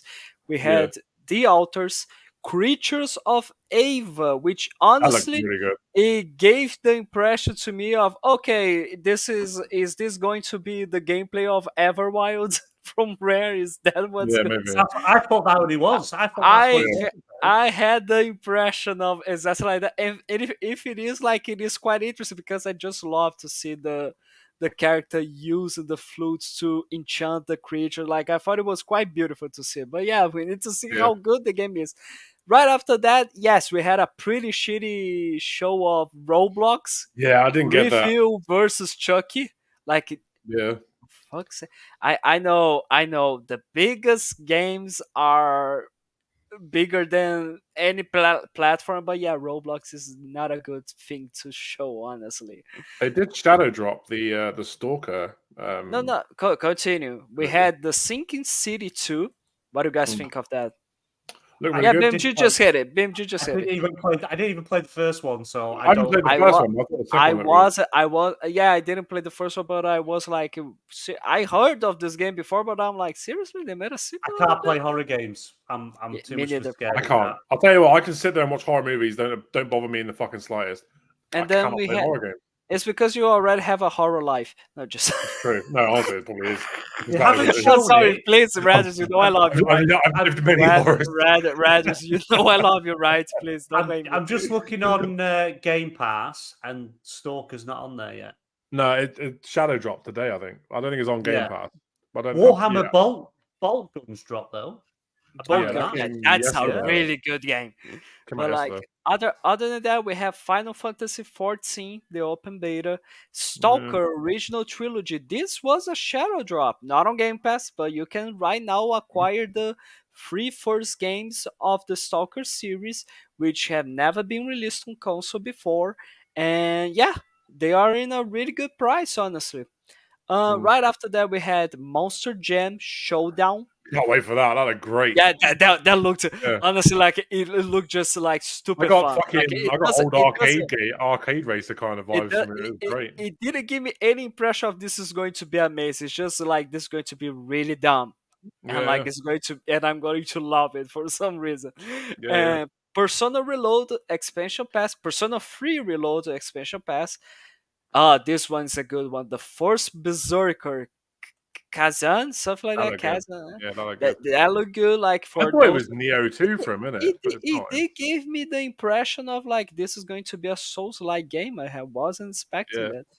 Other than that, that's another one that I really enjoyed. Tales of Kenzera, Zao. That's one I really enjoyed watching it. We got Frostpunk 2. That is coming to PC Game Pass, and when the console version gets announced, it will be coming to Xbox. And we ended the show with the Capcom game Kunitsugami Path of the Goddess. That looked really good. Yeah, And really like good.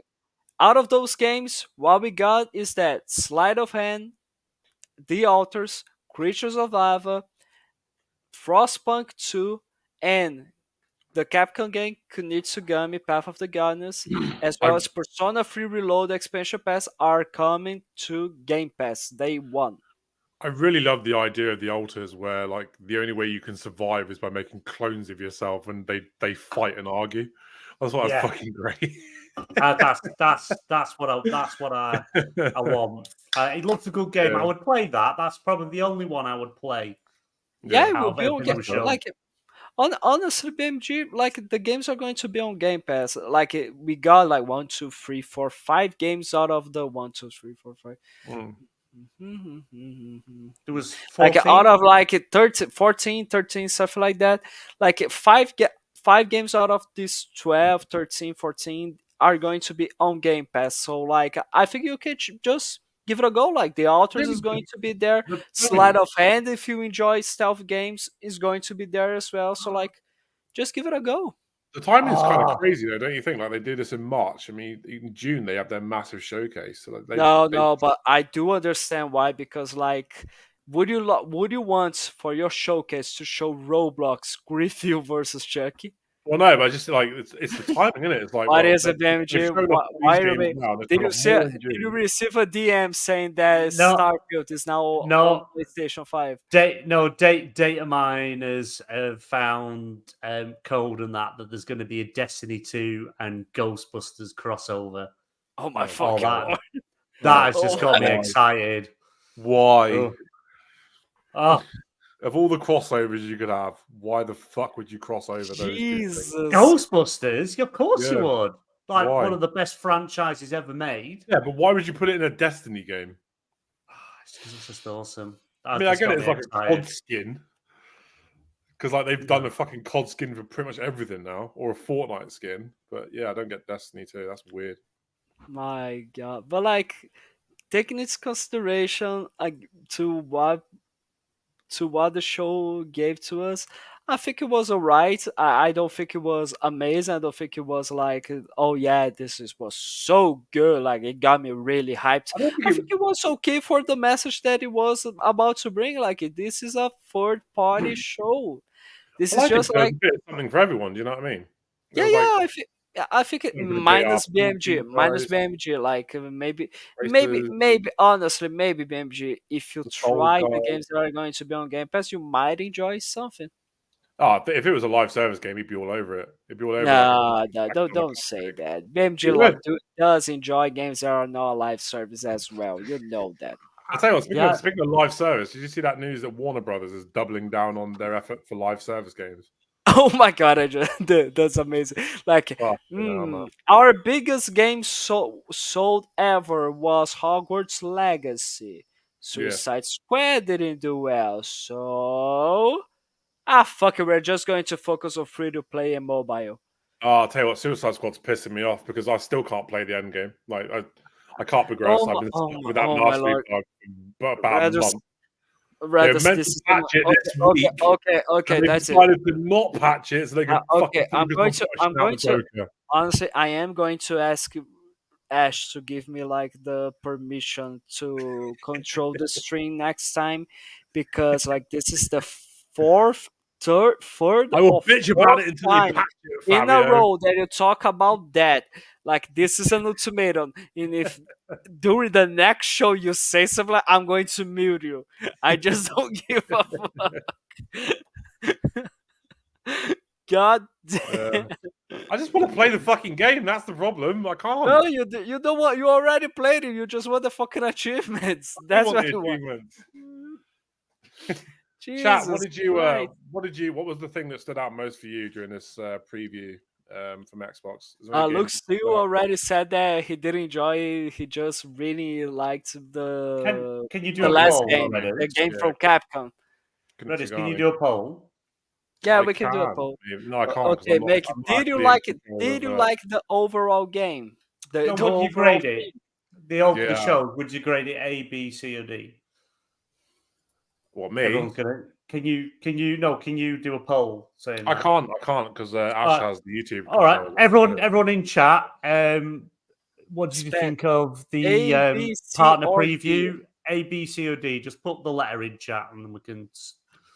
Reddit will add them up. I fucking won't. He's just going to make the percentage calculations, and yeah. I'll start. Okay, so far, okay, 100% of the vote says that is D. Holy shit! Oh my god! How can you do this? Okay. There we go. You can't. Oh no, you can't. You can't count yours twice. Can So you UK didn't Dazarus. clarify the rules. We'll go with his last That letter. that's So yeah. That he like says it's UK worse than a D. No, like UK Desirous, he has the best answer. Like, is everything is as really good and is really shit. Nah, it's a I'm B. disappointed. I'm I'm gonna go with a disappointed B. in UK Dazarus because he's a Sony pony, hardcore, bleeds blue. he should be typing the worst show ever. Disappointed in you, Dazzy baby. No, I thought it was a B. I thought Roblox like really killed the fucking vibe because I thought the first first 3 games were great, and then Roblox came along. I was like, what the fuck is this? And then they kind of like regained a bit of steam. That platformer they showed off was actually pretty cool. I can't remember the name of it. Yeah, like take into consideration the games that they show, and like especially what I am going to be playing. Honestly, yeah. I think it is like a C, or like at most a B. Like it's not an A. I don't know. I like you are entitled to your opinion. You can always say that it is an A. If you're going Whoever off the really first 3 games, I whoever would say an like A, but- whoever really enjoyed the show, just more power to you. It's all right, but like to me, it's not that great to the point of saying that this is an A. This is S. Like I think the maximum that you can get there is just a B. Honestly, Yeah. MJ, don't you dare to vote again. No, Muppet says I only caught the last 20 minutes. It was only only a 20 30 minutes minute long.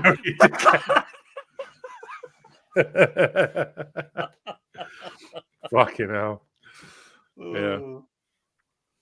But yeah, I don't get Warner Brothers, man. Like everything they seem to touch at the moment turns to shit. Ever since they merged with Discovery, I think that's your problem. It's because they joined with Discovery. They were looking at selling off. Evening, buddy. They were looking at selling off most of the gaming stuff. They got rid of all the mobile developers that they had, sold them off. And I think it's more pressure of, Hogwarts Legacy did really, really good, sold a lot, but how can we make a Hogwarts Legacy but make it live service and not just sell the game once, make multiple... there was less than 500 people playing Suicide Squad yesterday. Yeah. Well, it's because it's a bad game. It is a bad game. It's a bad game. I don't want to sit here and say it was a bad game. I mean, you knew how much I hated that fucking game going into it, and I actually really enjoyed it. So I don't want to sit here and say, "Oh, the game's trash," because I don't think it is. I think there's elements of it that are really good. I thought the story was really good. I just think the way that they've handled everything has been fucking piss poor. Right. But how long do you think they're going to support it for? Do you think they're going to get past this first season? I think they will, because they've got all these fucking plans for it. I mean, you never know. Maybe it'll be one of those games that actually turns around, like after they get enough feedback. This is the problem. They're going to have to. This is the thing. They're looking at making more live service games. When that game first came out, and that had a massive turn. Yeah, I know, but you look at the company that's backing them, though. This is the thing. You've got to think about it. They're not wanting to support a game for years on end and maybe just make some money out of it, or possibly lose a lot beforehand. I don't think they will. I think they'll get this first season out. I reckon this time next year that game will be dead, and they'll be moving on to the next live service game they're making. Yeah, maybe. But I mean, you asked him. Like, I didn't want to pay for the game. I didn't really want to play the game, and then I ended up playing it with him. I actually enjoyed it. I enjoyed it quite a lot. I thought, like, I mean, can the game do things differently? Of course it can, but then any game can. Maybe they can turn it around, but if they're not willing to patch the things that are important, like not being able to progress the end game fucking content for a lot of fucking players, I mean, people will just give up on it and move on. I mean, I literally made a tweet about this, 3-4 weeks ago, saying, look, when are you plan on patching the mastery bug? because if you don't patch it soon, I'm going to give this shit up and go on to something else. I literally said that about 3-4 weeks ago. But they've already had the money out of you or your friend that's bought it. Yeah, this is the problem. Meanwhile, they've patched the XP bug, which allows you to level up characters really quickly. They managed to get on top of that. The store's working great, so they're able to take more of your money. You just can't progress the end game content. Fantastic. Cheers, Warner Brothers. But yeah, it's a shame because they've literally taken, in my opinion, the best studio. I mean, you're going to disagree with me on this because you are a pony, but they've taken the best superhero development studio and kicked them as hard as they fucking could under that bus. No. Rocksteady taking the fucking damage for this. The Batman games are absolutely amazing. The storytelling, the talent, the everything. I agree. Rocksteady's one of the best. And like Arkham City is still the best superhero open world game they've made. We are talking about a series of games that we do take it for granted, but like we are talking about a series of games that like revolutionize gaming as a whole. Like because when it comes to combats, like there was nothing ever seen like Arkham Asylum, honestly, and so many other games started to copy the same thing from Rocksteady to counter moves, punch, counter attacks, just like the animations or something like that. But Rocksteady continued to be like the king of that department, and then out of the sudden we had Gotham Knights. I didn't play Gotham Knights. I need to play that because it is right now available on Game Pass. But like, it's a bad game. It's a very bad game. Don't think if you go into it thinking the combat's like the Batman games, you'll be very disappointed. Yeah. Even in co-op, it's not 30 frames a second. Seriously, and it doesn't even a steady 30 frames either. It's bad. It's not. I tell you now, you're lucky if you play it for more than an hour without getting pissed off with it and come out of it. I mean, I completed the story, but I didn't. I mean, I'm like for achievements. I'll go back and mop them up. But you are an achievement whore. I completed the story. I'm like, fuck. I'm not fucking finishing this. I just can't be asked. It's so jarring. 30 FPS is so fucking jarring when it's not a steady 30 frames a second. I just don't like it. It's not enjoyable to play for me. Suicide Squad, granted, for the most part, is 60 frames a second, and it's fun. we need to be honest in that department because Suicide Squad, yes, they do manage to have a pretty good optimization for the consoles because it is a really solid 60 FPS, and when you take into consideration how frenetic is the combat there, it is really good in that department, honestly. That's where your frame rate you need more is in them type of games. Exactly, and Serious Gotham Knights doesn't seem to be such a to have a combat that pushes the hardware to the limits to the point where it dips from 30 FPS.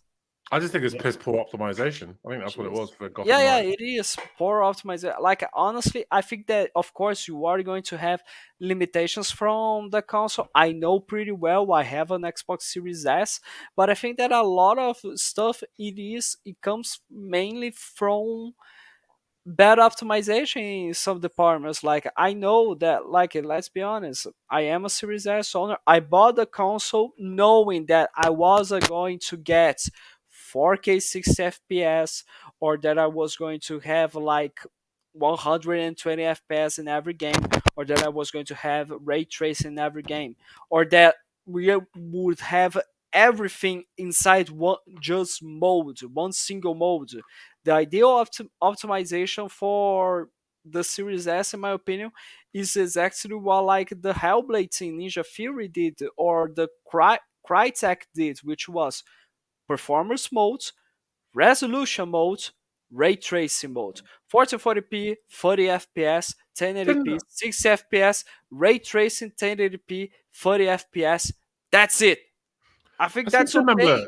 I seem to remember hearing something. It might have been Digital Foundry, but didn't Crysis like have a fucking? I mean, you could literally push that fucking game as hard as you wanted it to go. Like I can't remember if it was Crysis or Crysis 2, but like you could like amp up the settings as high as you wanted them to go, and it would just keep pushing it. It would just keep pushing it and pushing it and pushing it. It was like really hard to maintain like a frame rate on it. I can't remember if it's Crisis or Crisis 2. Oh, you're talking about. I couldn't tell you. Yeah, Yeah, right, maybe yeah. Crisis 1, because it's always that situation. Is your PC able to run Crisis 1 at 60 FPS? Like, Yeah. Yeah, what Luke said. It does run like dog shit. even on PC, Jesus. Just out of interest, has there been any significant updates for Gotham Knights? No, it hasn't. Probably Good. hasn't. A live service game They've they put abandoned out it. and haven't Like- fucking they've bothered to abandoned update. When you take into consideration that they made Gotham Knights and right after that they made Suicide Squad, I don't think they would go back to Gotham Knights. No, honestly. yeah, but no, Gotham Knights wasn't made by Rocksteady. that was- it? that was- It that wasn't. the- It wasn't. No. Okay. Wasn't it the same team behind Origins? I think so. What was the other studios they got? Wait, Is It was from what's the the same other team studios? from Origins. No. What's the Warner Brothers Studios that I they've can't got? They've remember. got Rocksteady, something Montreal. Hang on, let's. Warner Yeah, I don't know. Brothers. Even Mortal Kombat. I mean, look at Mortal Kombat 1. That's basically a fucking live service fighting game now. Paying for fatalities, paying for fucking new skins. I mean, they've got a fucking season mode, which I think is just ridiculous. Like they've ruined fucking Mortal Kombat 1. Everything Warner Brothers has touched since that Discovery merger has just been absolute turd. Right, they've got. They sold TT Games, didn't they? TT Games is gone. They've got Rocksteady Studios, NetherRealm Studios, Monolith, Whoa. Avalanche Studios, and Warner To Brothers Games Montreal. Maybe Warner Brothers Montreal that made Origins. To whom they sold TT Games? God, I can't remember where they went. I'm sure they sold them. But they were the. Did they sell them? Lego Studio. They are the Lego Studio. I'm pretty sure The fuck? they sold them. I'm sure they did. I could be wrong. It might be a different. I thought it was TT. It might not be TT Games. No, but I it's thought- Warner Bros. It continues to I be think it's- Warner Right. Bros. It's whatever the mobile. I thought it. Yeah, it must be. It's the other one. It's the whatever the mobile one I'm is. like, There's God an damn. Architect 2! Fuck No, yeah. Yeah. for one moment you got me worried that like the Warner Brothers just decided to say fuck it to every single Lego game that they have. Jesus No. Christ! Which one? I didn't know they were making a Prison Architect 2. That's great news.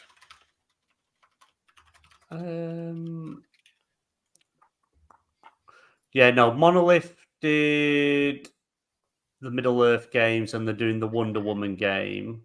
So it must be Avalanche Software that did.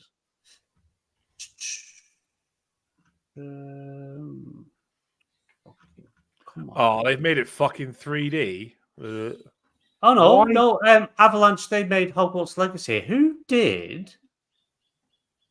It must be Warner Brothers Games Montreal then. Yeah, it is. Yeah, Oh. Warner Brothers Montreal. They did Batman Arkham Origins and they did Gotham Knights. Womp womp. Wah, But they wah, wah. it fucking annoys me that we haven't had a Mad Max 2. That if any game deserved a sequel, it was that one. Mad Max is amazing. Absolutely amazing. A game you'll never see again. But Mad Max, I know. Yeah, Well, you'll never that's see a sequel to that. fucking stellar that game was. Not now fucking they're pushing for live service. I suppose you could get away with a Mad Max open world, but you know, MMO. Well, you can see Mad Max in Multiverse, maybe. Yeah, maybe. That's another thing. Multiverses fucking took it offline for a year. I'm like, what the fuck? It's coming I mean, back. Yeah, They but who put a tweet cares? out. Who Put a tweet cares? out. Got everyone excited. For the last 8 months, 9 months? I mean, Ash Coming bought to Happy Meals in Australia. Ash bought the fucking Founders edition of it, and they took it offline like a month later. Just as they started releasing the good characters. Like, fuck's sake. No one's going to go back to that. Again, like Ash really wants his Gandalf in this fucking thing. I think they just released Rick and Morty as well when they fucking took that offline. That's so hard. Jesus fucking Bastards. Christ. It's going to be Space Jam 2 all over again. Fucking hell. Christ, Never watched it. Christ, don't watch it. Don't do it. Have you seen the latest season of Rick and Morty? Oh my God, I thought it was great. Have they changed the voice actors? Yes, Yeah, they well, did. They did because the It's guy, fucking brilliant, the isn't guy it? that makes Rick and Morty's voice, he was fired. Yeah, he's Because a predator.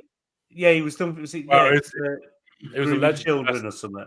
It was alleged domestic violence. Which, to be fair, on his to be give him credit. I mean, that case was dropped, but then it came to light afterwards that he'd been messaging like really inappropriate shit to minors. So yeah, but they changed the voice actors to they got two now. It used to be one guy that voiced both characters. How different is it? I don't really notice the difference. I mean, a lot of people are like, oh my god, I can't stand it. He's so soft now. But honestly, Rick and Morty's one of those. I mean, I can't sleep in silence. Every night when I go to bed, I always put like Archer or Rick and Morty or Brooklyn Nine-Nine on just so I've got something to listen to while I sleep. And I can't tell the fucking difference. I mean, there's a couple of things he says that are like, oh, okay, he's not as enthusiastic when he says that, but from like as a character standpoint, I can't notice any fucking difference. It's the same voice pretty much. Same humor, the way they do it. Muppet, well. I'm so sad that they actually fucking ended Archer. Archer was so good, and it ended really, really fucking badly. I've never heard of it. Really badly. Archer was fantastic. If that's another show you need to check out if you're on Netflix.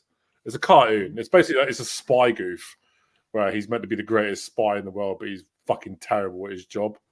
Yeah, it's just really fucking funny. But yeah, the first 7 seasons were great. Then the 3 seasons between that was shit. But then when it came back for season 10, great again. But the last season was pound.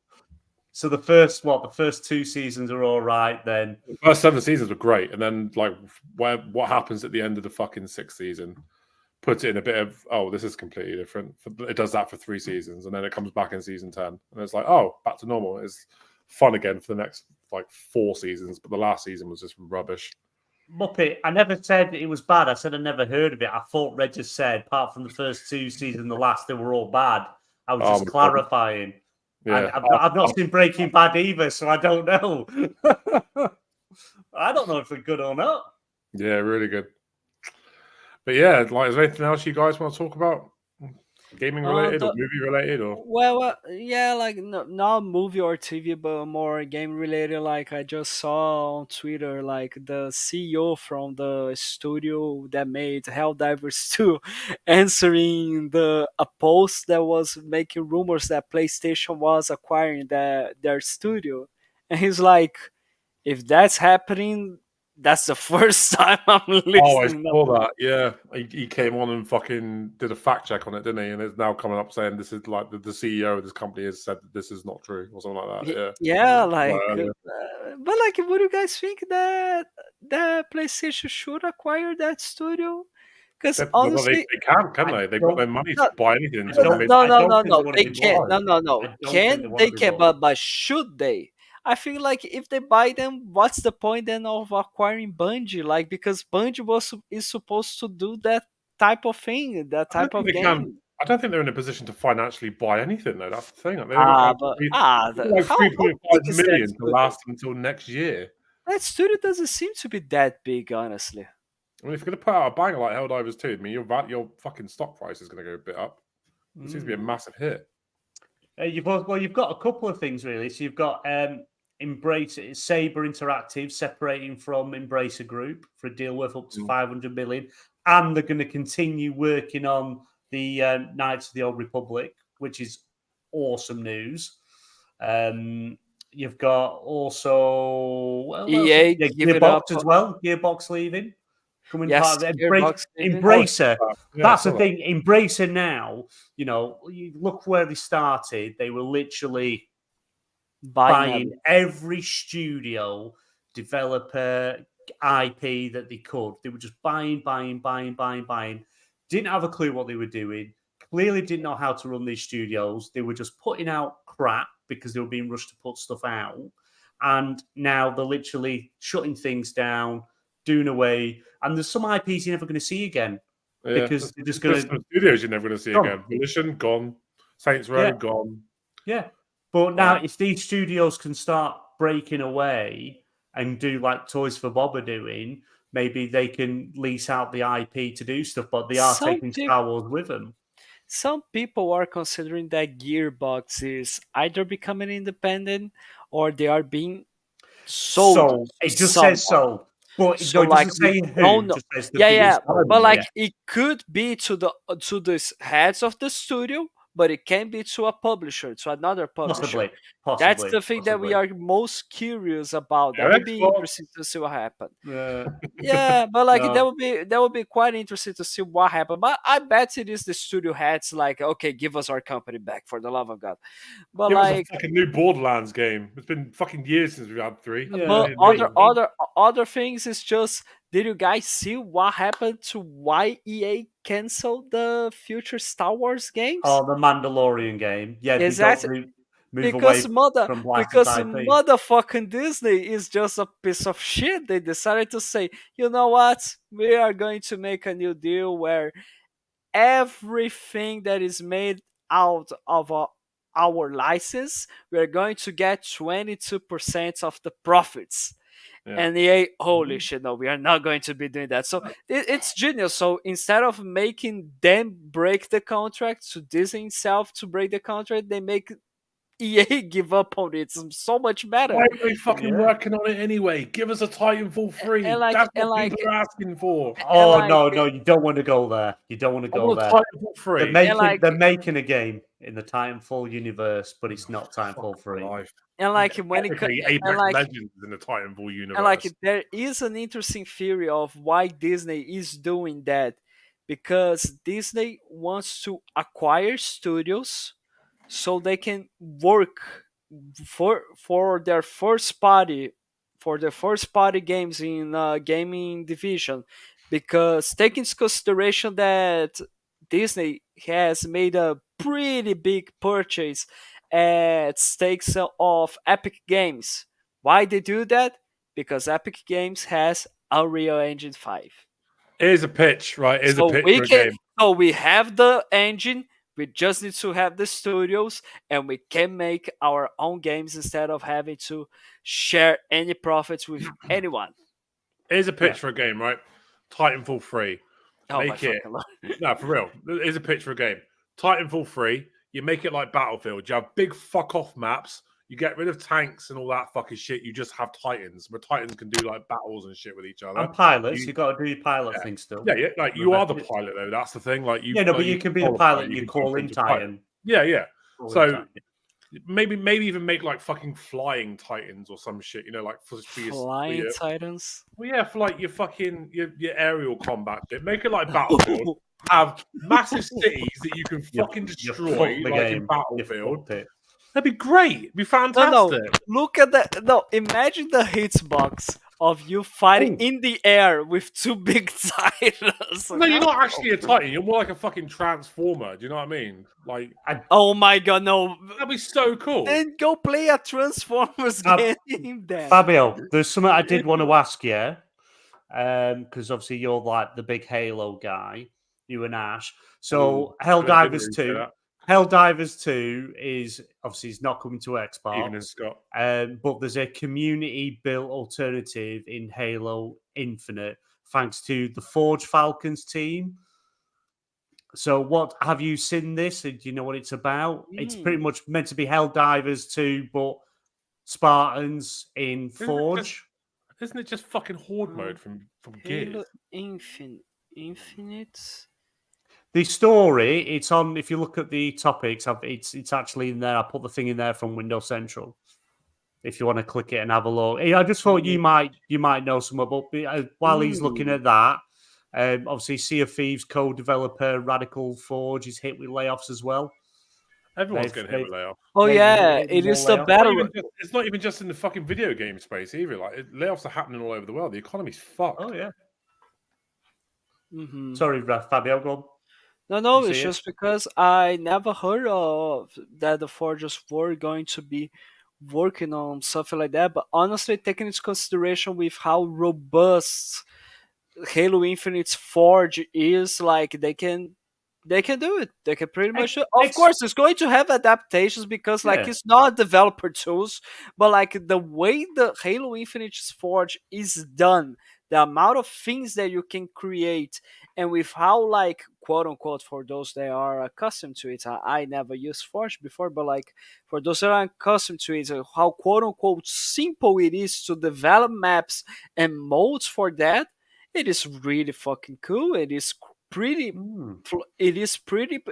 like probable that they are going to be doing something like that. Taking into consideration that 343 right now, when it comes to content maps for Halo Infinite, they are using Forge maps.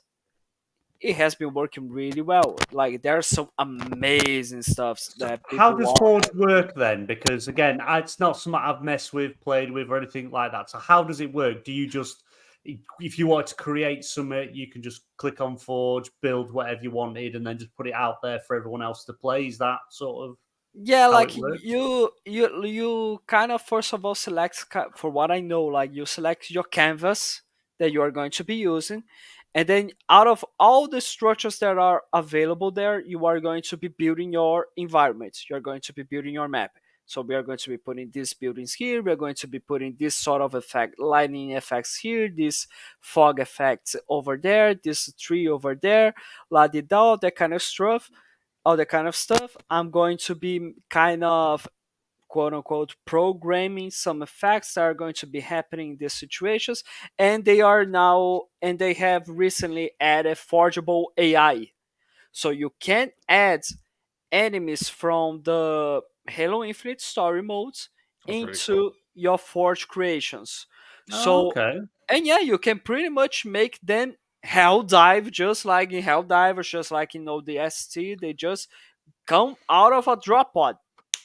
You take it into consideration, and so you can even take it into consideration that firefight is kind of a quote unquote beginning to So is the that a core Forge mode the core. or No, no, core?